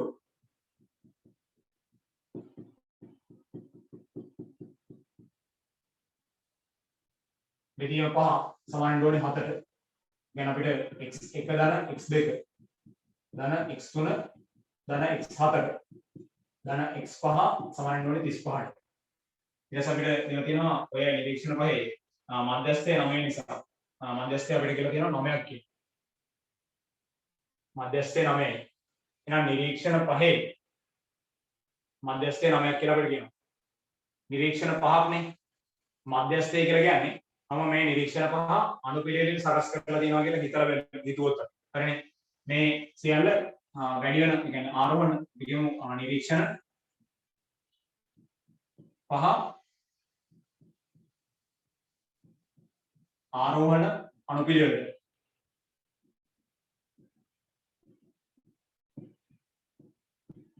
සකසා ඇතයි සැලකුව විට නිරීක්ෂණ 5හි මධ්‍යස්ථය කියන්නේ මැද තියෙන නිරීක්ෂණයනේ. මුල ඉඳන් දෙකක් ආයි තුන්වෙනි නිරීක්ෂණය ආයි 4 5 දෙපැත්ත දෙකයි අඳ දෙකයි දෙපැත්ත දෙකයි අවසාන දෙකයි. ඒතර අපිට දෙපැත්ත දෙකයි මැද එකයි. ඒ කියන්නේ මැද තියෙන නිරීක්ෂණය වෙන්නේ අතරම තුන්වෙනි නිරීක්ෂණය නේ x3 කියලා අපි අංකණය කරමු. ඒතර නිරීක්ෂණ 5හි මධ්‍යස්ථය x3 වේ. ඒ නිසා අපිට මධ්‍යස්ථය තමයි 9 කියලා දීලා තියෙන්නේ. x3 9ක් කියලා තීරණය කරන්න පුළුවන්. හරිනේ. ඒතර මැද පිහිටි දත්තය අපිට මේ ආකාරයෙන් 9 කියලා තීරණය කරන්න පුළුවන්. ඊට පස්සේ එකම මාතය 11ක් නිසා 9ට පස්සේ අපිට 11 එන්න ඕනේ. හරිනේ. මාතය 11ක් වෙන්න නම් දැන් මැද පිහිටි දත්තය අපි දන්නවා 9 කියලා. x3 9යි.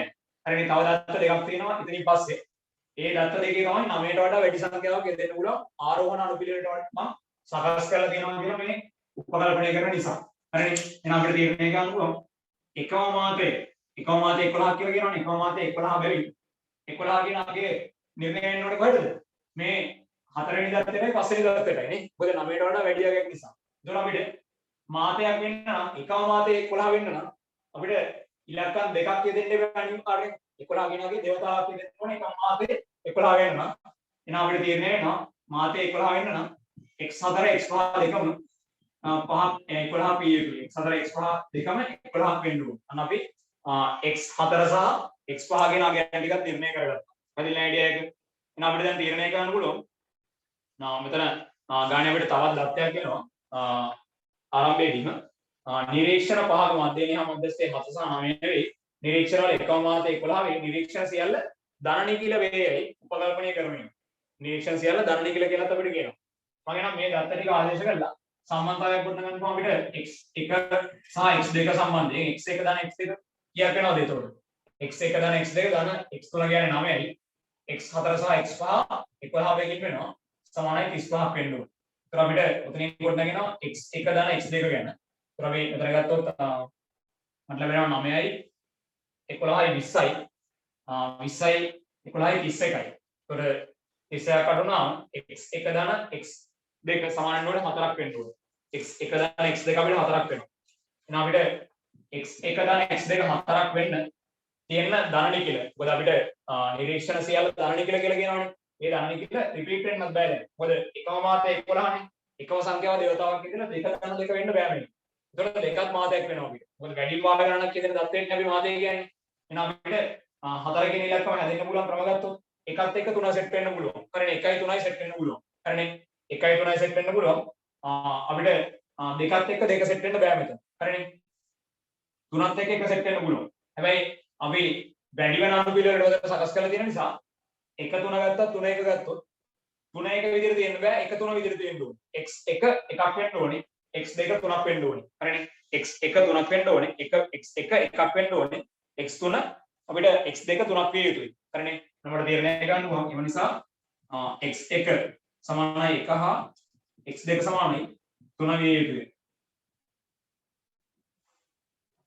x1 හා x2 කියන්නේ අපිට ඇත්තටම නිකිල වෙන්න ඕනේ. එකිනෙකට වෙනස් වෙන්නත් ඕනේ. ඉතින් මට මේ විදිහට තීරණය ගන්න පුළුවන්. ඒක නිසා තීරණය යනවා. නිසා කුඩාතම දත්තේ 1යි විශාලතම දත්තේ 11යි.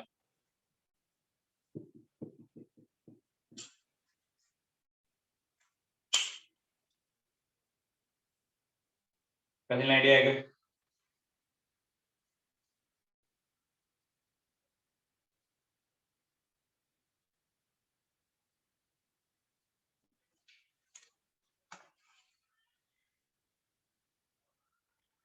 පැහැදිලි අයිඩියා. ඊට පස්සේ අපිට දීලා තියෙනවා සංඛ්‍යාත ව්‍යාප්තියක් දීලා තියෙනවා. දැන් xy වල නිර්ණය කරගෙන තමයි මම හිතන්නේ අපිට දැන් x හා y වල අගයන් සොයා ව්‍යාප්තිය මැදස්තේ නිර්ණය. ව්‍යාප්තිය මැදස්තේ අපි නිර්ණය කරන්න ඕනේ xy කියන අගයන් නිර්ණය කරලා. පුලිමේන අපි ඔය නිරූපණය තුළ xy ව ගණනය කරගන්න ක්‍රමයක් නිර්ණය කරන්න වෙනවා.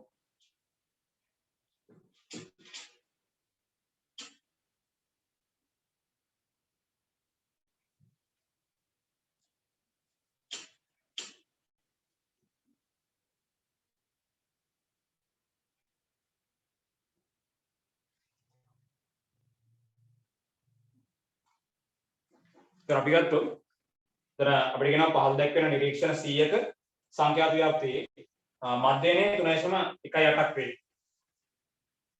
දැන් අපිට මධ්‍යයනේ දීලා තියෙනවා 3.18 බව. දත්ත සමූහය දීලා තියෙනවා. මෙතන පන්ති ප්‍රාන්ත වලට අපිට කඩලා දීලා තියෙන්නේ. මම ගත්තොත් වෙනනවා අපි නිරූපණය කරගත්තොත් පන්ති ප්‍රාන්ත අපිට දීලා තියෙනවා 5 15 25 35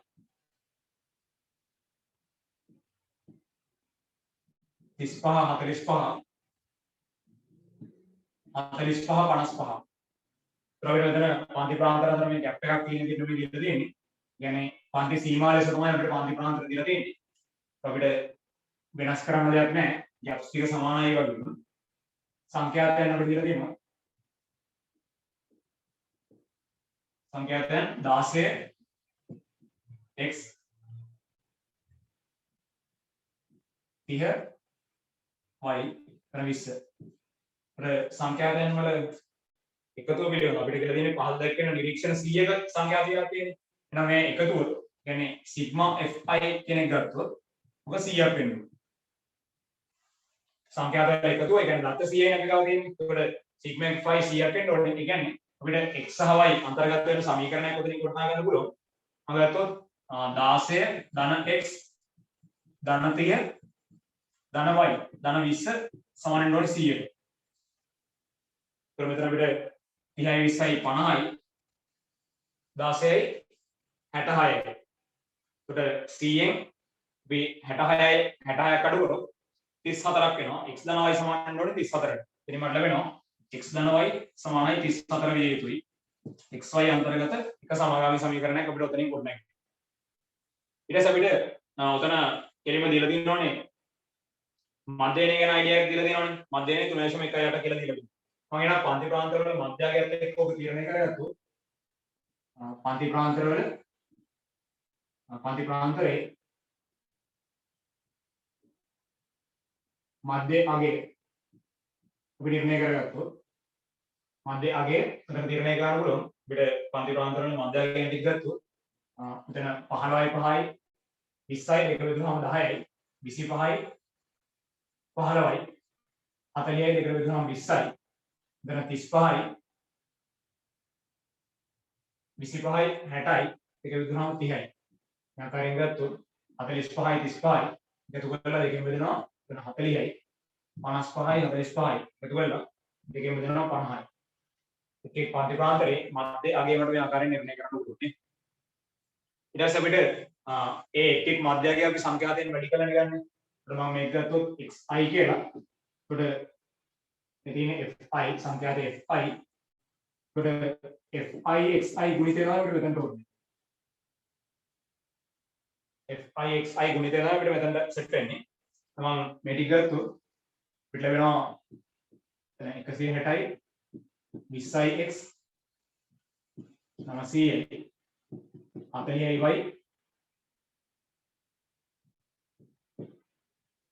10යි. ඒක අපිට කොන්සොල් ගණන් වෙනවා 2060. හරිනේ 10යි 1900යි 2000යි 2060යි 2060 තමයි 20යි x ධන 40යි y. ඒකට සිග්මා fi බෙදීම සිග්මා fi xi බෙදීම සිග්මා fi තමයි අපිට 31.8ක් කියලා දීලා තියෙන්නේ. මැදේ 31.8ක්.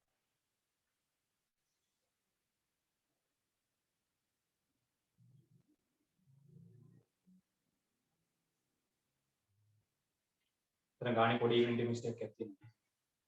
එතන 3.1ක් නෙදීනේ නේ. එහෙම වෙන්න බෑනේ. 31.8ක් වෙන්න ඕනේ.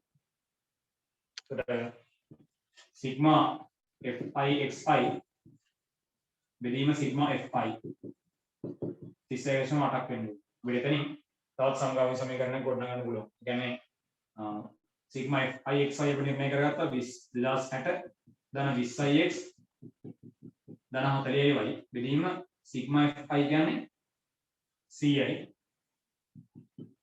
සමානවලු 31.8.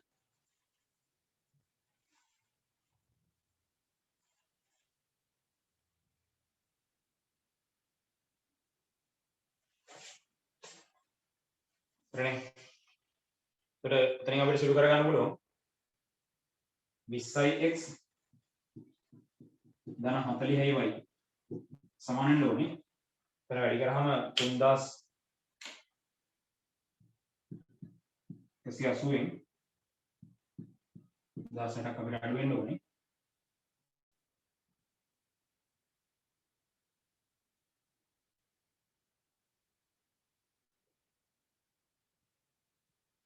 එක්දාස් 120යි.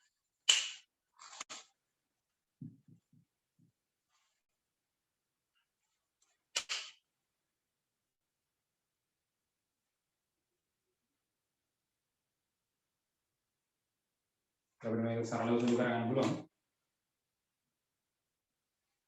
දෙකෙන් බෙදාගෙන ගියොත්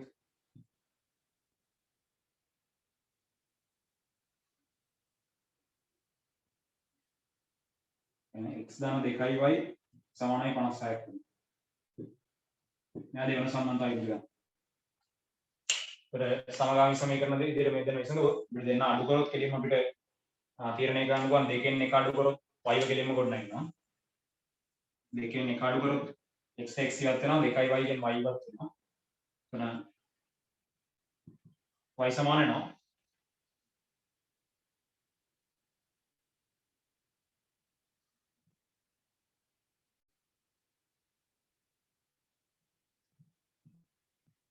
දෙකක් වෙනවා. එහෙනම් අපිට x වලාගේ නිර්ණය කරන්න පුළුවන් 12.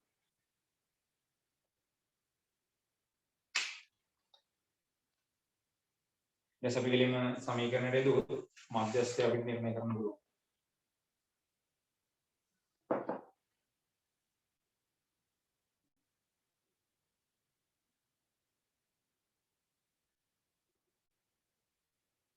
එතන මධ්‍යස්ථය අපිට අතර මෙන්න එතන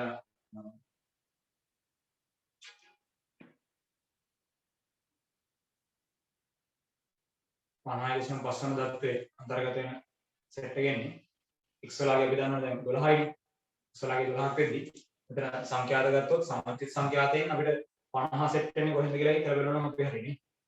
ඒතර සමච්චිත සංඛ්‍යාතයෙන් අපි ගත්තොත් එතන 16යි x වලාගේ 12යි ඉතින් අපිට 28යි 28ට උතන 30ක් එකතු වෙද්දී අන්න අපිට 25 35 කියන පන්ති ප්‍රාන්තරය තමයි මධ්‍යස්ථ පන්ති ප්‍රාන්තරය වෙන්නේ. 25 35 තමයි මධ්‍යස්ථ පන්ති ප්‍රාන්තරය වෙන්නේ. හරිනේ. ඒක අපිට මේ x වලාගයත් එක්ක තීරණය කරලා බලන්න පුළුවන්. 50 දන එක වෙදීම දෙවන දත්තේ අන්තර්ගත වන පන්ති ප්‍රාන්තරය මොකද්ද? සමුචිත සංඛ්‍යාතය අනුව උඩ නිර්මාණය වෙනවා සමුචිත සංඛ්‍යාතේ අනුව තීරණය වෙනවා. උතන x වලාගේ 12ක් වෙද්දී 16 ධන 12 28යි 28ට 30ක් එකතු වෙද්දී අපිට 50 කියන එක අන්තර්ගත වෙන්නේ මේ සෙට් එකට.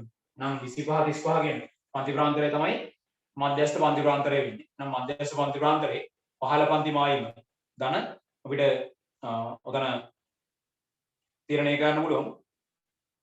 මධ්‍යස්ථ පන්ති තරම් වරක් උතන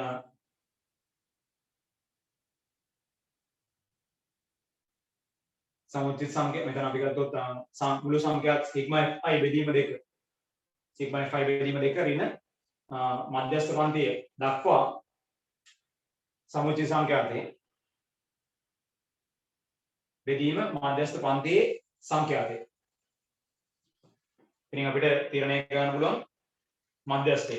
ඒකට මම ගත්තොත් මධ්‍යස්ථය මෙතන ගොඩනගන්නේ මධ්‍යස්ථයේ සමාන වෙනවා මධ්‍යස්ථ පන්ති ප්‍රාන්තරයේ පහළ පන්ති මායිම 25යි ධන මධ්‍යස්ථ පන්තියේ පන්ති තරම් 10යි වරක් අපිට සිග්මා i බෙදීම 2 සිග්මා fi n 100යි බෙදීම 2 ඍණ මධ්‍යස්ථ පන්තියට මධ්‍යස්ථ පන්තිය දක්වා මධ්‍යස්ථ පන්තියට පෙර පන්තිය දක්වා සමුචිත සංඛ්‍යාතේ 28යි බෙදීම මධ්‍යස්ථ පන්තියේ සංඛ්‍යාතේ 30යි.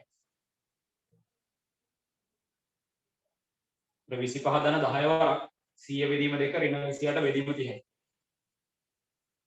විසුළු කිරීමක් තියෙන්නේ 32.3 ඒකට ප්‍රතිඵලය.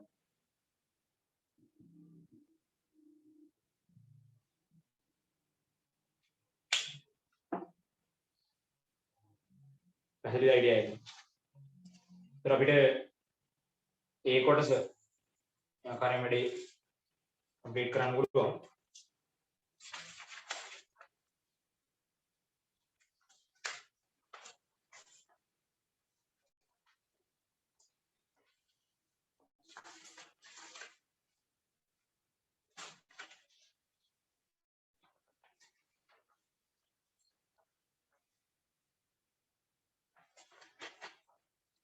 Let's say in the table discussion area set page after discussion එකේ special paper 2 එකේ B කොටසේ ගණන් දෙකක් හෝ තුනක් එක්ක past papers discussion වල කරගෙන යනවා. ඉතින් ක්ලාස් එකේදී මේකේ මම හිතන්නේ හොඳයි සම්භාවිතාවයයි 17 වෙනි ගානයි ගුරුත්ව කේන්ද්‍රය ගානයි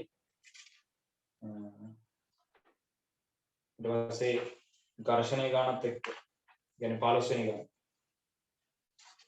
ඔය ගණන් තුන වැඩි කම්ප්ලීට් කරන්න 15 16 17 ගණන් සෙට් එක මුලින්ම අපි කම්ප්ලීට් කරමු.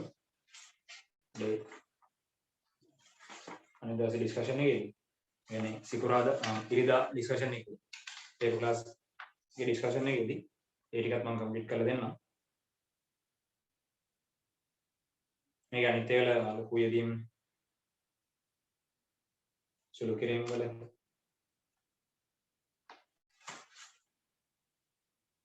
क्लास नहीं करना कोई यदि मत किया चलो करेंगे वाले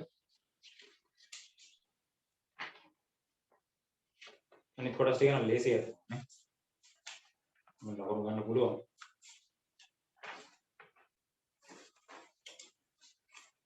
දැකලා හොරු ගණන් තිබ්බනේ ඒකේ. අපිට ගණන් හැදෙන්න ඕනේ ඉතින්.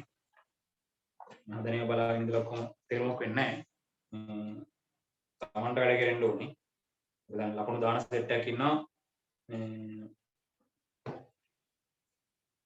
ඒ සෙට් එකේ වැඩි අවුලක් නැතුව ස්ටාරෝ දිනනවා. අනිත් අයත් වැඩි කොට මහන්සියලා වැඩ කරන්නේ.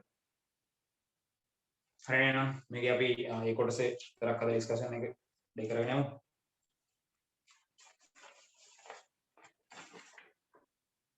B කොටසේ එවනත් මම කියපු ගණන් තුන 15 16 17 ගණන් තුන ඉරිදා ක්ලාස් එකේදී වැඩි ඩිස්කස් කරලා දෙන්න. හරිනේ. අද රෙඩි ෂේප් නේ. ඒ කොටසේ අනිත් ගණන් සෙට් එක අපි කම්ප්ලීට් කරා. B කොටසේ 11 12 13 14 ගණන් හතරක් තමයි සෙට් වෙන්නේ. බලමු අපි